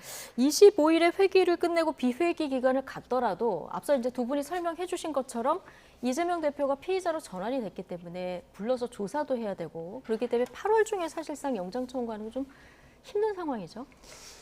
실무적으로 봐서는 국회도 지금 힘들고요. 국회도 힘들고. 검찰도 힘들 겁니다. 국회에서도 지금 여야 원내들이 서로 다른 얘기를 하거든요.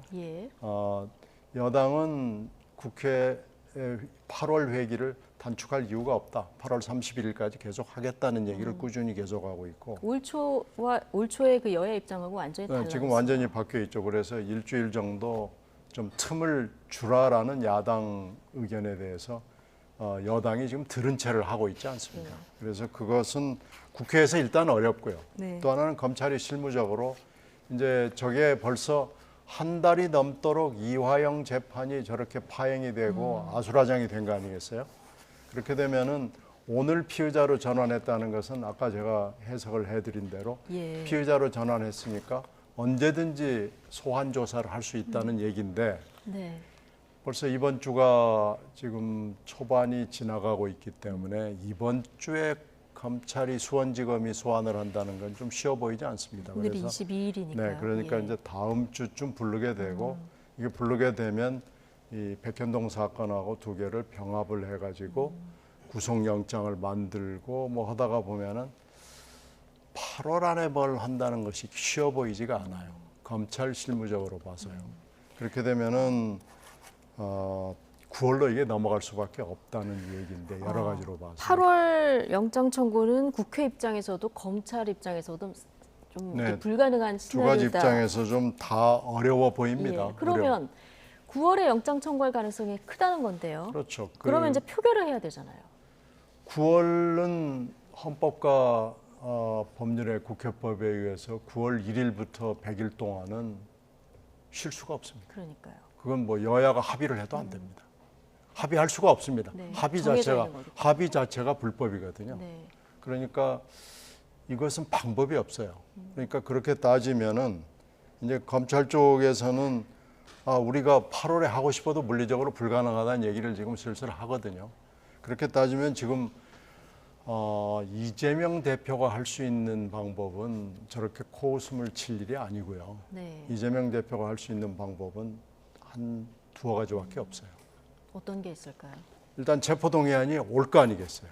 9월 어느 순간이 될지 모르지만 하여튼 오면 신상 발언을 통해서 제발 가결시켜 주십시오. 제가 6월 달에 대표 연설을 통해서 예. 그렇게 약속을 했습니다. 대국민 약속을 했으니까 제발 이것을 가결시켜 주시면 제가 판사 앞에 가서 제 무죄를 소명하고 돌아오겠습니다. 라고 하는 방법이 그게 원칙이고요. 예. 두 번째는 저 정말 억울합니다. 저 정말 억울한데 이게 정치검찰의 일이고 그러니까 제가 법에 정해진 대로 하겠습니다. 이렇게 하는 방법이 있죠. 그러면 저 정말 억울합니다. 그러면 이제 표가 갈라지겠죠. 그럼 이제 어떻게 되는지 모를 겁니다. 가결시켜달라 이렇게 얘기하는 게 원칙인데 네, 그게 원칙인데 여기 억울하다를 덧붙이면 이제 당내에서 표가 갈린다 이렇게 전망. 그렇죠. 이게 지금 정치검찰이 정말 이상한 짓을 하고 있습니다라고 그러면 표가 갈라지는 거죠. 그러면 지금 피의자로 전환한 만큼 검찰이 구속영장 청구할 가능성이 굉장히 커진 건데요. 그러면 이제 9월 중에 이 국회로 넘어오게 되고 표결을 해야 되는데 표결하면 결과를 어떻게 예상하십니까? 그건 정말 잘 모르겠습니다. 민현주 전 의원께 한번 여쭤볼까요? 전 지금 지난 주말에 있었던 친명 핵심계 의원들의 발언도 언론에 많이 나오지 않았습니까? 특히 민영배 의원 같은 경우는 아예 표결을 하지 말자. 딱 한다면 나가자, 다 같이 퇴장을 하자 이런 말까지 있었고 정청래 의원도 그런 말 강성 발언을 했었고요.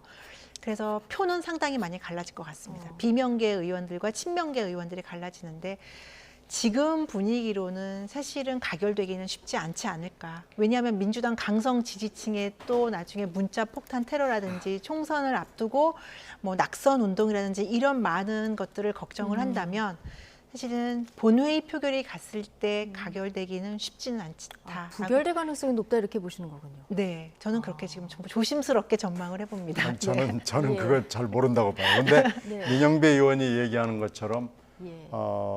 표결하지 말고 나가자. 표결하지 말고 그냥 나가버리자 하는 건요. 이거 불가능합니다. 왜 그러냐면 투표가 불성립하기 때문에 다음에 또 해야 돼요. 이러면은 계속 만약에 이 전략을 계속 쓴다 그러면은 국민들 앞에 정말 민주당이 못 볼 꼴을 보여주는 거고요.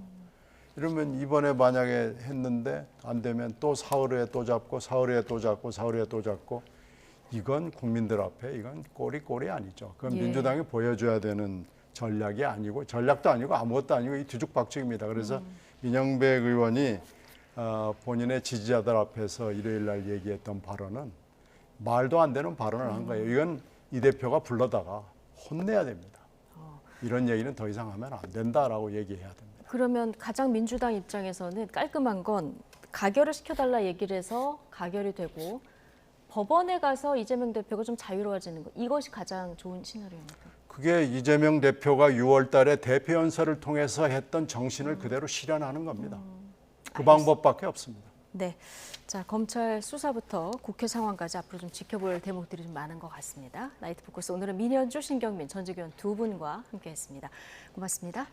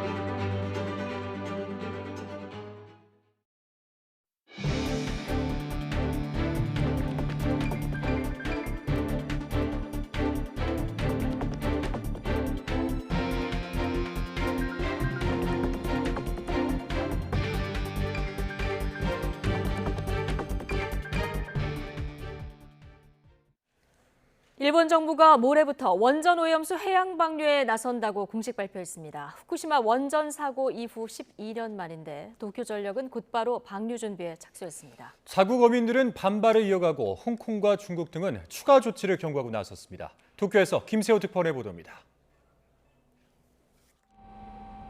일본 정부가 마침내 후쿠시마 원전 오염수 방류 일자를 확정했습니다. 기시다 후미오 총리가 강요 회의를 마친 뒤 직접 발표했습니다. 具体的な放出時期については気象海象条件に支障がなければ8月24日を見込みます。 2021년 4월 오염수 해양 방류를 결정한 지 2년 4개월 만입니다. 기시다 총리는 IAEA의 과학적 근거에 기초한 대응에 국제사회의 정확한 이해가 확산하고 있다며 국제적 지지를 받고 있다고 자신했습니다. 도쿄전력은 곧바로 오염수 방류를 위한 준비 작업에 착수했습니다. 올해 6월 말 기준으로 원전 오염수 총량은 134만 톤으로 해양 방류는 30년 동안 이어질 것으로 보입니다. 국제원자력기구 IAEA는 방류 첫날부터 안전 기준에 부합하는지 현장 감시와 평가를 이어가겠다고 밝혔습니다. 기시다 총리는 모든 책임을 지고 어민들을 지원하겠다고 약속했지만 어민단체들은 성명을 통해 반대 입장을 재차 강조했습니다. 心配がすごくある。だからやっぱりこれは僕たちにとっては致命傷になる可能性が十分ある。 홍콩은 즉각 반발하며 일본산 수산물에 대한 수입 통제에 들어간다고 밝혔습니다. 중국 역시 추가 대응 조치를 시사했습니다. 中方将采取一切必要措施，维护海洋环境，维护食品安全和公众健康。 이처럼 중국 등 인접국의 수입 규제는 더욱 강화될 것으로 보여 방류에 따른 일본 어민들의 피해는 가시화될 것으로 보입니다. 일본 정부의 이번 방류 결정은 국제사회의 지지를 상당 부분 확보했다는 자신감도 작용한 것으로 보입니다. 하지만 자국의 반대 여론과 주변국의 반발에 따른 파장은 여전히 큰 과제로 남아 있습니다. 도쿄에서 YTN 김세호입니다.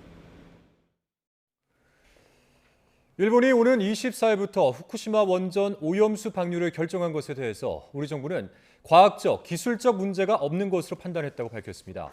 박구현 국무조정실 1차장은 정부 서울청사에서 진행한 1일 브리핑에서 우리 정부는 일본 측이 후쿠시마 원전 오염수를 애초 계획대로 방류할 것이라는 점을 확인했다면서 이같이 말했습니다.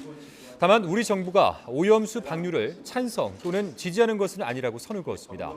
박 차장은 우리 정부가 내린 판단의 대상은 일본 측의 방류 계획이며 실제 방류가 조금이라도 계획과 다르게 진행된다면 일본 측에 즉각 방류 중단을 요청할 것이라고 강조했습니다. 후쿠시마 원전 오염수 방류가 코앞으로 다가오면서 수산물을 파는 상인들은 판매가 크게 줄어들까 걱정이 큽니다. 네, 어시장을 찾는 소비자들의 불안감도 커지고 있습니다. 이명준 기자가 취재했습니다.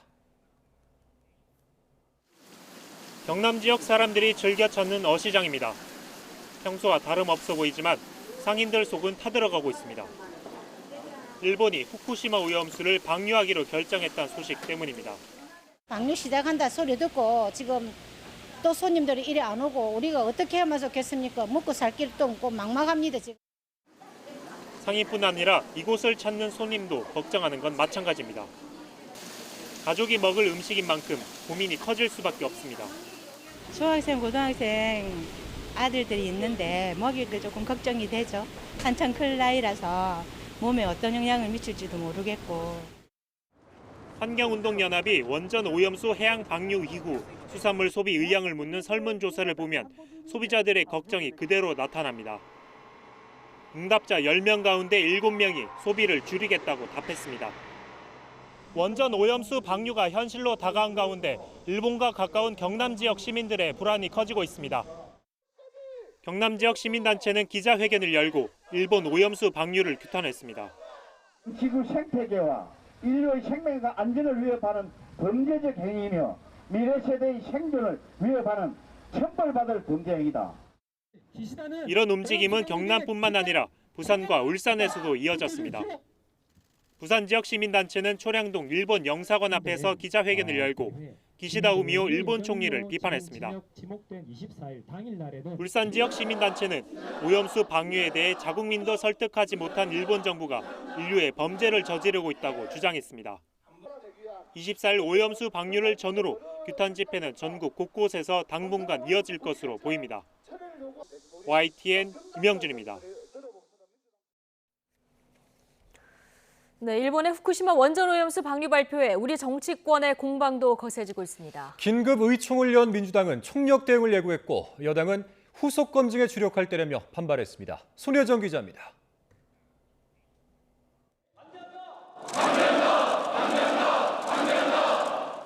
민주당은 오염수 방류 시기를 정한 일본 정부의 강요회의 직후 긴급 의원총회를 열었습니다. 방류 반대에 대한 입장을 분명히 하면서 여권을 향해 날을 세웠습니다. 용납할 수 없는 이번 결정에 들러리를 서고 방패막이 역할을 했던 윤석열 정권의 책임이 결코 가볍지 않습니다. 정부와 여당이 국민의 우려를 괴담으로 치부하며 오염수 투기에 면죄부를 줬다고 날을 세웠습니다. 일본 대사관을 항의 방문한 데 이어 장외 집회와 국제기구 방문 등 여론전을 강화하기로 했습니다. 국민들은 결코 포기하지 않을 것입니다. 반드시 후쿠시마 핵물질 오염수가 해양에 버려지더라도 그것을 중단할 수 있는 방법을 지속해서 찾을 것입니다. 국민의힘은 민주당 등 야당의 비판을 정략적 목적에 따른 정치 공세로 규정했습니다. 야당의 주장은 과학적 검증을 부정하는 가짜 뉴스와 괴담이라고 거듭 깎아내렸습니다. 우리 당도 그렇고 또 정부도 그렇고 일관되게 입장을 방향성을 가지고 말씀해 왔습니다. 특히 지금은 오염수 방류의 안전성 검증에 주력할 때라고 강조했습니다. 당정 협의회를 열어 수산업계 피해 최소화 방안을 논의하는 등 후속 대책 마련에 방점을 찍는 분위기입니다. 국민의힘과 윤석열 정부는 방류로 인해 우리 어민들과 식당 사장님들 그리고 수산업계 등이 억울한 피해를 보시지 않도록 만전을 기하겠다는 말씀을 드립니다. 정기국회와 국정감사 등 연말까지 국회 일정이 이어지는 만큼 일본 원전 오염수를 둘러싼 정치권의 공방은 가팔라질 것으로 보입니다. YTN 손유정입니다. 지난 6월 창고형 대형마트 코스트코에서 폭염 속에 카트 정리 작업을 하던 29살 노동자가 쓰러져 숨지는 일이 있었죠. 유족들은 사망 진단서에 온열과 탈수가 명시되는데도 2달 넘도록 회사 측이 책임 인정이나 사과 한마디 없다며 철저한 산재 조사를 촉구했습니다. 유서연 기자입니다. 낮 최고 33도로 폭염특보가 내려진 지난 6월 19일 코스트코 하남점.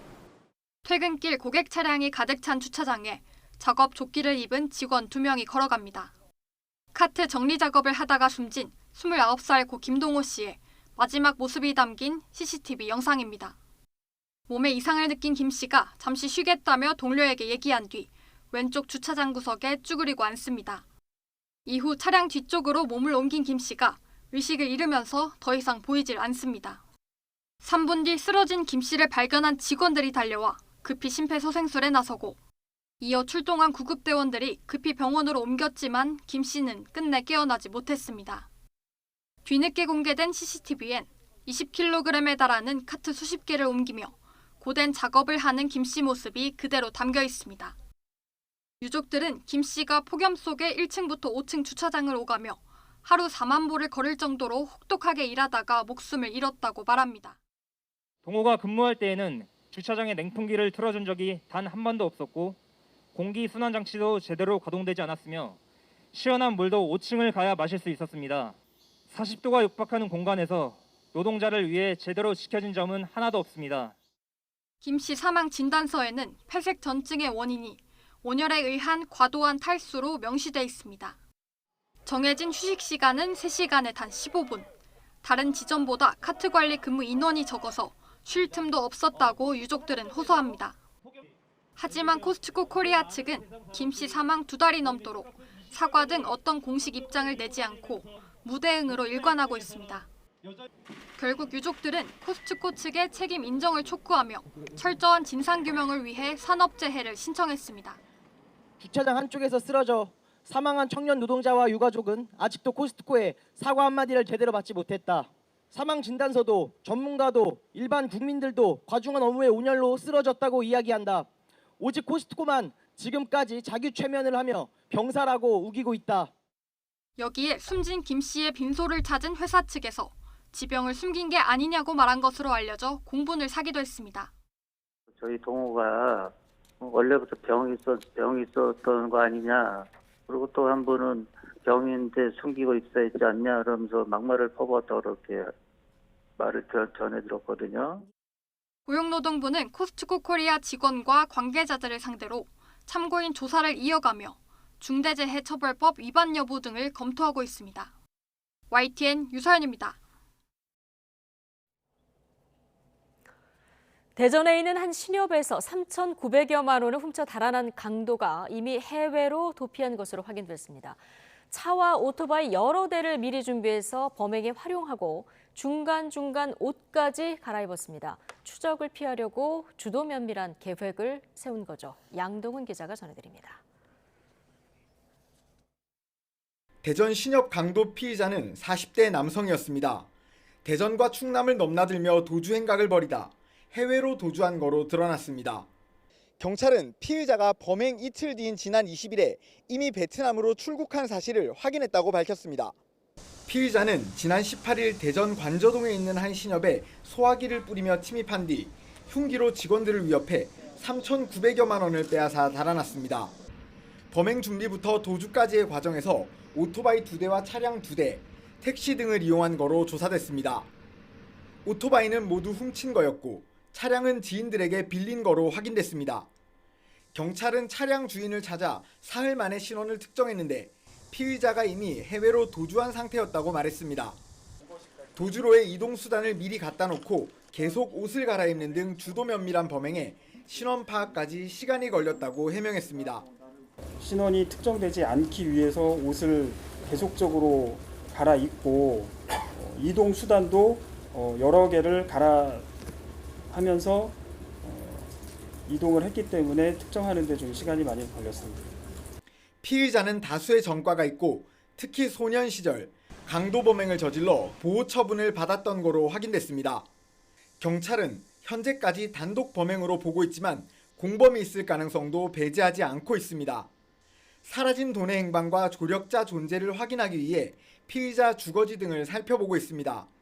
또 현지 경찰과 공조해 피의자를 계속 추적할 방침입니다. YTN 양동훈입니다. 고금리로 주춤했던 가계빚이 3분기 만에 다시 증가세로 돌아섰습니다. 부동산 경기 회복 기대감에 주택 수요가 늘면서 주택담보대출이 역대 최대를 기록한 영향이 컸습니다. 엄윤주 기자의 보도입니다. 고금리로 얼어붙었던 주택시장이 최근 서울을 중심으로 회복세를 보이고 있습니다. 정부가 부동산 규제를 일부 완화하면서 움츠러들었던 매수 심리가 되살아난 겁니다. 작년 연말하고는 비교 안 되게 거래량이 많이 되고 있고요. 가격 차이가 벌써 한 3억에서 4억 정도 올라 있죠. 그 결과 1분기 사상 최대폭으로 줄어들었던 가계빚은 다시 불어나기 시작했습니다. 한국은행이 발표한 올해 2분기 가계 신용잔액은 1,862조 8천억 원으로 1분기보다 10조 가까이 증가한 것으로 집계됐습니다. 특히 가계 신용 대부분을 차지하는 주택담보대출이 잔액 기준 역대 최대를 기록하면서 전체 가계 빚을 끌어올렸습니다. 여기에 빚으로 주식에 투자하는 신용거래도 늘면서 신용대출을 포함한 기타 대출의 감소폭도 크게 둔화했습니다. 다만 최근 가계대출 급증 요인으로 지목된 시중은행의 50년 주택담보대출은 이번 통계에 반영되지 않았습니다. 한국은행은 이 때문에 3분기 가계빚이 일시적으로 증가할 수 있다고 봤습니다. 주택경기 회복 양상 그리고 금융여건 변화 등이 영향을 미칠 것으로 보입니다. 다만 지금 시점에서 예단하기는 어렵고 그동안 부동산 시장 활성화를 통한 내수 살리기에 안간힘을 써온 정부의 정책 기조도 달라졌습니다. 빠른 속도로 오른 가계부채를 앞으로는 더 엄격하게 관리하겠다고 못 박은 겁니다. 그동안 가계부채가 너무 많이 올랐었기 때문에 이 부분에 관해서 적정 수준으로 지속적으로 안정적으로 관리해야 된다. 앞으로도 굉장히 엄격히 일관되게 안정적으로 관리하는 정책을 지속할 것이다. 지난 2년 동안 유례 없이 가팔랐던 금리 인상으로 한동안 주춤했던 가계대출이 이처럼 다시 꿈틀대면서 우려가 커지고 있습니다. YTN 엄윤주입니다. 경제 상황에 대한 소비자들의 심리를 종합적으로 나타내는 소비자 심리지수가 6개월 만에 소폭 하락한 것으로 나타났습니다. 한국은행이 오늘 발표한 2023년 8월 소비자 동향조사 결과를 보면 이번 달 소비자 심리지수는 103.1로 지난달 대비 0.1%포인트 떨어졌습니다. 이와 관련해 한국은행은 소비자 심리지수의 상승세가 6개월 만에 주춤한 데다 하락한 건 최근 물가 상승세 둔화에도 여전히 높은 체감 물가와 수출 개선 기대 악화 등의 영향으로 보인다고 분석했습니다. 이창용 한국은행 총재가 소비자 물가 상승률이 내년 하반기 2% 중반 이하로 떨어질 것으로 내다봤습니다. 이 총재는 오늘 국회 기획재정위원회 현안 질의에 참석해 앞으로 물가 상승률 전망에 대해서 이같이 말했습니다. 이어 지난달 기준 소비자 물가 상승률이 2.3%, 근원 물가 상승률이 3.3%였다며 8월에서 9월 다시 3%대가 될 가능성이 있고 이후 천천히 떨어져 내년 하반기쯤 2% 중반 이하로 떨어질 것으로 예상했습니다. 그러면서 물가가 많이 올라 어려움이 있는 것은 사실이고 이번에 오른 물가는 해외 요인이 많았다고 분석했습니다.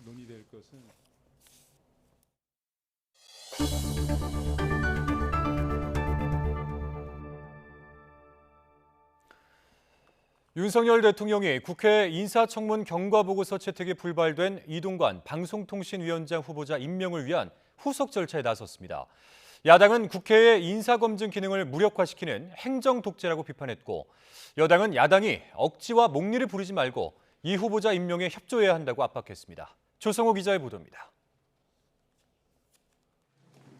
이동관 방통위원장 후보자 국회 인사청문 경과보고서 채택이 불발된 이튿날 윤석열 대통령은 경과보고서를 보내달라고 국회에 거듭 요청했습니다. 인사청문회법상 10일 이내에서 정할 수 있는 기한은 사흘로 못 박았습니다. 청문회 자료 부실 제출을 주장하며 이 후보자 고발 카드까지 꺼내든 민주당은 임명 강행 수순이라고 강하게 반발했습니다. 청문회에서 학교폭력 은폐와 언론 탄압, 인사청탁과 세금 탈루 의혹 등이 더 선명해졌다면서 국회의 인사검증을 무력화시키는 행정 독재라고 비판했습니다. 결국 국민의힘 스스로도 이동관 씨가 부담스럽고 자신이 없는 것입니다. 삐뚤어진 언론관도 재확인됐으니 그럴만합니다. 해법은 간단합니다. 이동관 씨가 물러나는 것입니다. 국민의힘은 이 후보자 청문보고서 채택이 불발된 건 야당의 억지와 목리 때문이라며 임명에 협조하라고 촉구했습니다. 지금까지 제기된 의혹들도 청문회 과정에서 충분히 해소됐고 결격 사유가 아니라고 적극적으로 엄호했습니다. 종합적으로 그 문제가 후보자의 임명에 결격 사유가 될 정도로 그런 사안은 아니다 이렇게 판단하고 있습니다. 여야가 이견을 좁힐 가능성은 희박한 상황에서 국회가 재송부 요청에 응하지 않으면 윤 대통령은 이르면 오는 25일 이 후보자를 임명할 걸로 보입니다. 김효재 위원장 직무대행과 김현 상임위원 임기 만료로 생길 방통위 운영 공백을 최소화하기 위해 서두를 거란 관측입니다. 윤석열 정부 출범 이후 인사청문 보고서 채택 없이 임명을 강행한 16번째 사례라고 야당이 반발하는 데다 대법원장과 산업통상자원부 장관 후보자 등의 인사청문회도 잇따라 예고된 터라 윤 대통령 인사를 둘러싼 여야 충돌은 계속될 것으로 보입니다. YTN 조성호입니다. 순직 해병 사건을 수사하다 항명 혐의로 입건된 박정훈 전 해병대 수사단장 측이 임성근 해병대 1사단장을 직권남용과 업무상 과실치사 혐의로 경찰에 고발했습니다. 박 전 수사단장 측 김경호 변호사는 오늘 임 사단장에 대한 고발장을 경북경찰청에 우편으로 보냈습니다. 김 변호사는 박정훈 전 수사단장의 판단과 달리 국방부 조사본부가 1사단장의 혐의 자체를 뺀 상황이라서 혐의를 밝힐 필요성이 증대됐다고 밝혔습니다. 서울 신림동 성폭행 살인 사건의 피해자 발인이 오늘 엄수됐습니다. 초등학교 교사였던 고인의 제자들은 늘 자신보다 학생들을 먼저 생각하던 선생님이었다며 고인을 애도했습니다. 황보혜경 기자가 보도하겠습니다. 신림동 살인사건 피해자가 마지막 길을 떠납니다. 지난해 아버지를 여의고 홀로 남은 어머니를 걱정했던 고인. 갑작스레 딸마저 잃은 어머니에겐 눈물을 흘릴 기력조차 남아있지 않습니다.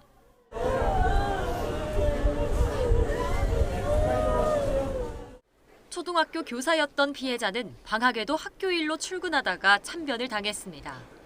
어느덧 고등학생이 된 제자들은 초등학교 시절 선생님이 끔찍한 범죄에 희생되셨다는 소식에 큰 충격에 빠졌습니다. 동네에서 마주치면 활짝 웃어주시던 선생님 모습이 아직 생생하기만 합니다. 아니길 빌었거든요, 솔직히. 근데 쌤이 연락도 안 받으시고 그러셔서 항상 선생님보다 저희가 우선이셨던 분인 것 같고, 길에서도 자주 마주쳤는데 그때마다 밝게 맞아주시고 그러셨던 게. 살인범에게 합당한 처벌을 내려달라고 촉구하면서 선생님께서 이제는 고통 없이 편안히 쉬시기를 바랍니다. 선생님 좋은 곳 가셔서 평안히 좋게 행복하게 사셨으면 좋겠어요. 서울시 교육청은 공무원 연금관리공단이 고인의 순직을 인정하도록 적극적으로 지원할 방침입니다. YTN 황보혜경입니다. 서울 신림동 성폭행 살인 사건 피의자인 최모 씨가 내일 신상공개위원회를 앞두고 머그샷을 촬영하고 공개하는 데 동의했습니다. 이에 따라 내일 신상공개가 결정될 경우 경찰은 최 씨의 머그샷을 공개할 방침입니다. 지금까지 피의자가 동의해 머그샷이 공개된 사례는 지난 2021년 교제하던 여성의 집을 찾아가 가족을 살해했던 27살 이석준이 유일합니다. 경찰청 직원을 사칭해 흉기난동 예고글을 올렸던 30대 남성이 긴급 체포됐습니다. 경찰이 흉악범죄 예고글 작성자를 엄중히 처벌하겠다 이렇게 밝힌 가운데 한 달 만에 벌써 200여 명이 검거된 것으로 파악됐습니다. 김다현 기자입니다. 얼굴을 옷으로 가린 채 경찰 조사를 받으러 가는 남성. 서울 강남역에서 흉기난동을 벌이겠다는 글을 직장인 온라인 커뮤니티에 경찰청 소속 직원 계정으로 올린 30대 남성 A씨입니다. 경찰 왜 사칭했나요? 블라인드 글 아이디 어떻게 획득하셨어요? 현직 경찰이 이른바 살인 예고글을 썼을 가능성이 제기되며 파장이 커졌고 윤익은 경찰청장도 작성자를 반드시 잡아 엄정하게 처벌하겠다고 강조했습니다. 결국 A씨는 범행 하루 만에 서울에 있는 주거지에서 긴급 체포됐습니다. 자신이 회사원이라고 주장하는 A씨는 현직은 물론 전직 경찰관도 아닌 것으로 조사됐습니다. 그러나 A씨는 이번 흉기난동 예고글 이전에도 경찰청 직원을 사칭해 성적인 내용의 글을 게시했던 것으로 알려졌습니다. 해당 커뮤니티에 가입하려면 직장 메일로 인증을 받아야 해서 경찰은 A씨가 어떻게 경찰 직원 계정을 사용하게 됐는지 확인하고 있습니다. 이런 가운데 흉악범죄 예고글은 꾸준히 온라인에 올라와 지난 한 달 동안 붙잡힌 작성자만 200명을 넘어섰고 이 중 20명이 구속됐습니다. 신림역에서 여성 20명을 살해하겠다는 글을 쓴 30대 남성도 덜미를 잡혔는데 구속 전 피의자 신문을 앞두고 국민께 죄송하다는 말만 되풀이했습니다. 이딴 흉악범죄로 국민 불안이 커지는 만큼 경찰은 앞으로도 모든 수사 역량을 동원해 범행 예고글 작성자를 검거하겠다는 방침입니다. YTN 김다현입니다. 정부와 여당은 최근 잇따르는 무차별 흉악범죄와 관련해서 가석방 없는 무기징역형 도입을 정부 입법으로 추진하고 흉악범 전담 교도소도 만들기로 했습니다. 국민의힘 박대출 정책위 의장은 오늘 국회에서 열린 흉악범죄 대책 마련 당정협의회에서 이같이 뜻을 모았다고 밝혔습니다. 박 의장은 또 공중협박죄와 공공장소 흉기 소지죄는 사안의 시급성을 감안해 의원 입법으로 추진하고 피해자 치료비와 간병비, 치료 부대 비용 지원도 확대하겠다고 덧붙였습니다. 네, 최근 강력범죄가 잇따르자 일부 대형 쇼핑몰들은 이 보안요원에게 가스총까지 지급해 경비를 강화하는 모습입니다. 호신용품 판매량이 크게 늘어서 전화 상담이 불가능한 곳도 있다고 합니다. 최기성 기자가 취재했습니다. 경기도에 있는 한 대형 쇼핑몰입니다. 방검복 입은 보안 요원이 위험 요소가 없는지 살펴보고 있습니다. 스프레이와 삼단봉, 호루라기뿐 아니라 가스총도 지참했습니다. 소비자들의 공포심이 또 높아졌고 또 대형마트나 이런 백화점 같은 쇼핑몰의 특성상 방문객을 통제하기가 또 어렵고 불특정 다수의 사람들이 많이 모이는 공간이기 때문에 이러한 이슈에 좀 철저하게 대비가 필요한 게 좀 사실인 것 같습니다. 인터넷에서 3단봉을 주로 판매하는 한 업체는 고객 문의가 늘어 전화 상담을 중단할 정도입니다. 주문이 급증해 제품 출고 일정을 확답하기 어렵다는 공지 글까지 올라왔습니다. 정말 죄송합니다. 최근 연달아 발생한 안 좋은 사건으로 인해 호신용품 판매량이 폭증하였으며 문의량도 너무나 많아 전화 상담이 어렵습니다. 한 인터넷 쇼핑몰 자료를 보면 서울 신림동 흉기난동이 발생한 다음 날인 지난달 22일부터 호신용품 판매량이 늘어났습니다. 지난해 같은 기간과 비교하면 3단봉은 1130%, 호루라기는 33% 매출이 증가했습니다. 3단봉이나 호신용 스프레이, 경보기 등의 제품으로 다양한 가격대의 상품이 판매되고 있는데요. 이는 묻지마 범죄 등의 사회적 이슈가 발생한 7월 중순 이후부터 판매가 늘어난 것으로 보고 있습니다. 하지만 호신용품이 오히려 범행 도구로 쓰이는 일이 벌어지면서 구매 절차 관련 규제가 필요하다는 지적도 나옵니다. YTN 최기성입니다. 전국경제인연합회가 55년 만에 이름을 한국경제인협회로 바꾸고 새 출발을 합니다. 정경유착 잘못에서 벗어나겠다고 다짐했지만 과거의 위상을 되찾을지가 관심입니다. 양일혁 기자가 보도합니다. 한국경제인협회는 전경련의 초창기 이름입니다. 전경련이 이름을 바꾸는 건 1961년 삼성 창업주 고 이병철 회장 등이 모여 창설했던 당시 초심으로 돌아가겠다는 의미입니다. 산하 연구기관을 흡수 통합해 싱크탱크형 경제단체로 거듭나겠다는 포부도 제시했습니다.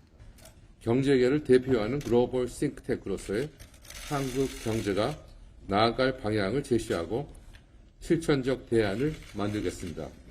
박근혜 정부 시절 미르와 K스포츠재단 출연금 문제로 탈퇴한 4대 그룹도 일단 합류합니다. 관건은 국정농단 사태로 드러난 정경유착을 어떻게 차단할지입니다. 이를 위해 내부 통제 시스템인 윤리위원회 설치를 정관으로 명시하고 윤리헌장도 채택했습니다. 내부적으로 그런 시스템이 안 돼 있어가지고 그런 사건이 터졌다는 게 제일 부끄럽고 그런 사건을 다시는 안 나도록 할 수 있는 그 장치를 만들 수 있는 그런 자신감이 있습니다. 그래서 다만 실질적인 효과를 거둘지에 대해선 의구심을 나타내는 시선이 여전합니다. 전경련 재가입을 논의했던 삼성 준법감시위원회도 혁신안에 대해 단순한 선언에 그칠 뿐이라며 실현 가능성에 우려를 나타냈습니다. 이 같은 염려를 반영하듯 삼성 계열사 가운데 삼성증권은 한경협에 불참하기로 했습니다. 결국 정경유착 고리를 끊기 위한 구체적인 방안과 실천이 과거 위상을 되찾는 지렛대가 될 전망입니다. YTN 양일혁입니다. 한국토지주택공사 LH 등 공공기관이 공공발주 사업에 참여했던 업체들의 불량 상수관 납품 사실을 알고도 조처하지 않았고 또 재계약까지 맺었다는 시민단체 주장이 나왔습니다. 참여연대는 오늘 기자회견을 열고 LH와 전국지자체, 한국수자원공사 등에 대해서 감사원에 공익감사를 청구한다고 밝혔습니다. 참여연대는 LH 등이 2020년 공정거래위원회 조사 발표를 통해 허위, 불량 상수도관이 공급된 것을 알았지만 별도 조사를 하지도 않고 사후 대책도 마련하지 않았다고 지적했습니다. 이어서 LH는 공정거래위원회 발표 이후에도 문제가 된 업체들과 계약을 맺어왔다고도 덧붙였습니다. 국민권익위원회는 남영진 전 KBS 이사장의 청탁금지법 위반 사실을 확인하고 수사가 필요한 내용을 대검찰청에 넘겼습니다. 정승윤 권익위 부위원장은 오늘 정부 서울청사에서 브리핑을 열고 권익위 분과위원회 논의 결과 수사가 필요한 사항은 대검찰청에, 조사 행정처분이 필요한 사안은 감독기관인 방송통신위원회에 이첩하기로 의결했다고 밝혔습니다. 권익위 조사 결과 남 전 이사장은 공직자와 언론인에게 3만 원을 초과한 음식과 금품을 제공하는 등 청탁금지법 위반 소지가 있는 사항이 약 35회 720만 원어치 확인됐습니다. 또한 예산, 회계 관련 법령이나 KBS 내규를 위반해 업무 추진비를 지인 등에게 부당하게 사용한 사안도 총 22회 600만 원어치가 확인됐습니다. 정부가 미래 기후 변화에 대한 고려 없이 물과 식량 분야 정책을 추진했다는 감사 결과가 나왔습니다. 기후 변화를 반영해서 다시 예측한 결과 물 부족은 기존보다 2배 넘게 심각해지고 곡물 생산량도 크게 주는 것으로 조사됐습니다. 한현희 기자입니다. 지난 2021년 6월 환경부는 제1차 국가 물관리 계획을 발표했습니다. 기후변화에 대응하고 지속 가능한 물관리 체계를 만들겠다는 목표를 세웠습니다. 10년에 걸친 중장기 프로젝트였습니다. 하지만 기본 계획을 세울 때 1966년에서 2018년에 과거 기상 패턴이 재현된다는 가정 아래 물 수급을 예측한 것으로 나타났습니다. 감사원이 같은 분석 모델로 미래 기후변화 시나리오를 반영해 시뮬레이션했더니 기존 정부 전망보다 2배가 넘게 물 부족이 심화할 것으로 분석됐습니다. 대규모 물 수요가 발생하는 산업단지를 선정하는 과정에서도 물 부족 위험 등을 고려하지 않은 것으로 확인됐습니다. 최근 3년간 산업단지 지정 계획에 포함된 산단 207개를 분석한 결과 생활용 수가 부족한 지역에 단지 조성 계획이 잡힌 곳이 44군데에 달했습니다. 식량 문제 정책도 사정은 비슷했습니다. 농식품부는 과거 추세에 기반한 예측으로만 적정 쌀 재배 면적을 설정한 것으로 드러났습니다. 감사원이 다시 시뮬레이션한 결과 국내 쌀 생산성은 20% 감소하고 밀과 콩, 옥수수 등 국제 곡물 생산량은 최대 30%까지 줄어드는 것으로 전망됐습니다.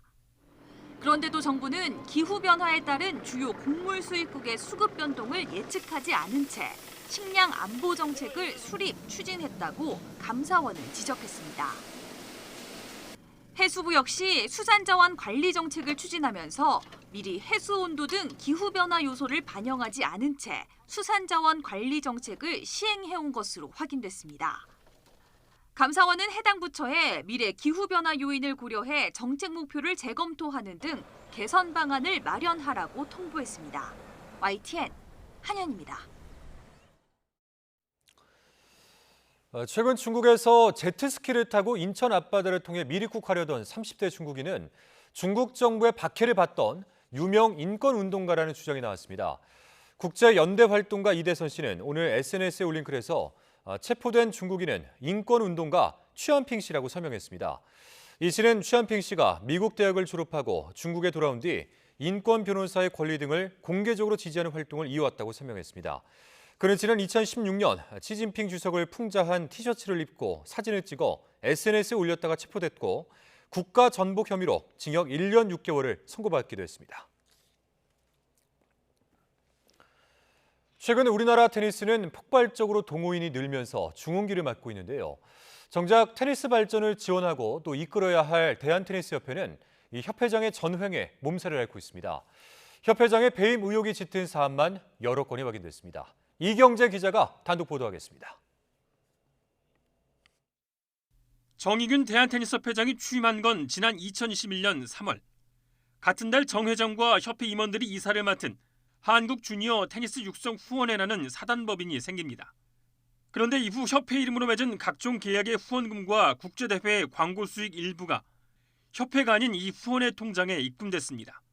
확인된 것만 1억 6천만 원. 이 후원회의 계좌는 회장 개인 것처럼 쓰였다는 게 여러 협회 직원들의 증언입니다. 사실 정상적인 방법이 아닌 거죠. 그리고 나서 실제로는 글로 들어온 것들이 그럼 오픈되고 공개되고 그렇게 쓰여져야 되잖아요. 밝혀지고 어떻게 쓰여졌는지 하나도 없잖아요. 게다가 대한테니스협회의 일반 회계 업무는 회계사인 아내의 회사가 맡아 처리했습니다. 회계 시즌에 그 회장님 사모님이 오셨고 그 같이 오신 분이 같이 진행하셨던 걸로 알고 있어요. 각종 계약건에서도 위법과 특혜 의혹이 짙습니다. 2억 6천만 원 규모의 공인구 계약에선 상자당 14만 원의 입찰이 성사됐는데 실제 계약은 정가인 19만 8천 원에 이루어졌습니다. 협회가 손해보는 계약을 맺은 겁니다. 정가라고 하는 것들이 솔직히 대량이 그렇게 들어가게 되면 할인을 하지. 제가 여태까지 협회라고 납품하고 25년, 30년을 했어도 그런 적 한 번도 없는 것 같은데요. 대한테니스협회는 지난해 한 지자체 대회에서도 견적보다 1,000만 원 이상 더 주고 용품 계약을 맺었습니다. 정 회장 취임 이후 특정 대행사가 거의 모든 용품 계약에 끼어들었는데 이때도 갑자기 계약 금액이 올라갔습니다. 정희균 회장은 지난 6월엔 한 국제대회에서 대학생인 자신의 아들에게 대회 운영을 총괄하는 토너먼트 디렉터를 맡기기도 했습니다. 독단적이고 비상식적인 협회 운영에 직원들은 말려도 보고 대한체육회에 비공식 감사도 요청했지만 바뀌는 건 없었고 결국 2년여 만에 10명 가까운 직원이 협회를 떠났습니다. 지금 모든 의사결정은 협회장 혼자 다 해요. 중요한 것들은. 왜냐면 다 공정하게 경쟁을 받고 이게 매뉴얼이라고요. 거기에 익숙해져 있는 것들이 또 다 직원들이고요. 그렇게 안 하면은 그 배임이나 아니면은 업무상 이렇게 준비 실수 이런 것들이 되거든요. 그래서 직원들 단독으로는 절대로 못 해요. 왜냐면 문칙 사유가 되니까. 근데 그게 지금 다 바뀌었단 말이죠. 그래서 너네는 내가 시킨 대로 하지, 내가 책임질 테니까 내가 시킨 거 다 해라, 이런 항상 말씀을 하셨어요. 정희균 회장은 개인적으로 돈을 모아 주니어 육성에 쓰려고 후원회를 만들었다면서 후원회가 오히려 협회를 돕는 역할을 했고 협회에서 자신은 법인카드 한 장도 사용하지 않았다고 해명했습니다. YTN 이경재입니다. 조 바이든 미국 대통령이 산불이 난 지 13일 만에 하와이 참사 현장을 찾아 연방정부 차원의 재건 지원을 약속했습니다. 하지만 늑장 대응 논란을 반영하듯 일부 주민들은 불만을 표출하기도 했습니다. 류지용 기자의 보도입니다. 바이든 대통령은 부인과 함께 최대 피해 지역으로 온통 잿더미로 변한 마우이 섬 라하이나 지역 현장을 살펴봤습니다. 희생자들을 예도하고 유가족들과 슬픔을 함께하면서 150년 넘은 반얀트리 나무가 살아남은 것을 들어 회복과 재건에 대한 희망을 강조했습니다. I believe it's a very powerful symbol of what we can and will do to get through this crisis. 그러면서 마우이의 전통과 문화, 땅을 존중하는 방식으로 재건을 지원하겠다고 약속했습니다. Not the way others want to build. We're going to rebuild the way the people of Maui want to build. 하지만 바이든 대통령의 차량이 이동하는 길가에는 일부 주민들이 나와 팻말을 들고 정부에 보다 적극적이고 신속한 조치를 촉구했습니다. I've seen things about him supposed to be dropping $700 to every household that's lost someone, but that's not enough for everybody. 특히 일부는 욕을 나타내는 가운데 손가락을 치켜 세우기도 했다고 외신은 전했습니다. 바이든 대통령은 불이 난 지 사흘 뒤 하와이를 재난지역으로 선포하고 연방 차원의 지원을 지시했지만 이후 해변에서 휴가를 즐기는 모습을 보이면서 늑장 부실 대처 논란에 휩싸였습니다. 한편 조 시그린 하와이 주지사는 서마우이 섬을 제외한 하와이의 다른 지역은 안전하다면서 마우이 섬의 빠른 회복과 재건을 위해 관광객 등의 방문을 환영한다고 밝혔습니다. YTN 유재용입니다. 부정부패 혐의 등으로 15년간 해외 도피 생활을 이어왔던 탁신 친나왓 전 태국 총리가 오늘 귀국했습니다. 탁신 전 총리는 전용기 편으로 현지 시각 오전 9시쯤 방콕 돈무안 공항에 도착했으며 망명으로 인해 다하지 못했던 징역형으로 곧바로 교도소에 수감됐습니다.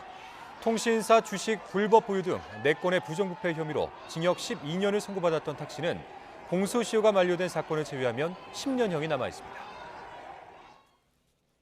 절기처서인 내일은 전국에 본격적으로 비가 내리겠습니다. 이에 따라 심한 더위의 기세가 꺾이는 곳이 많겠는데요.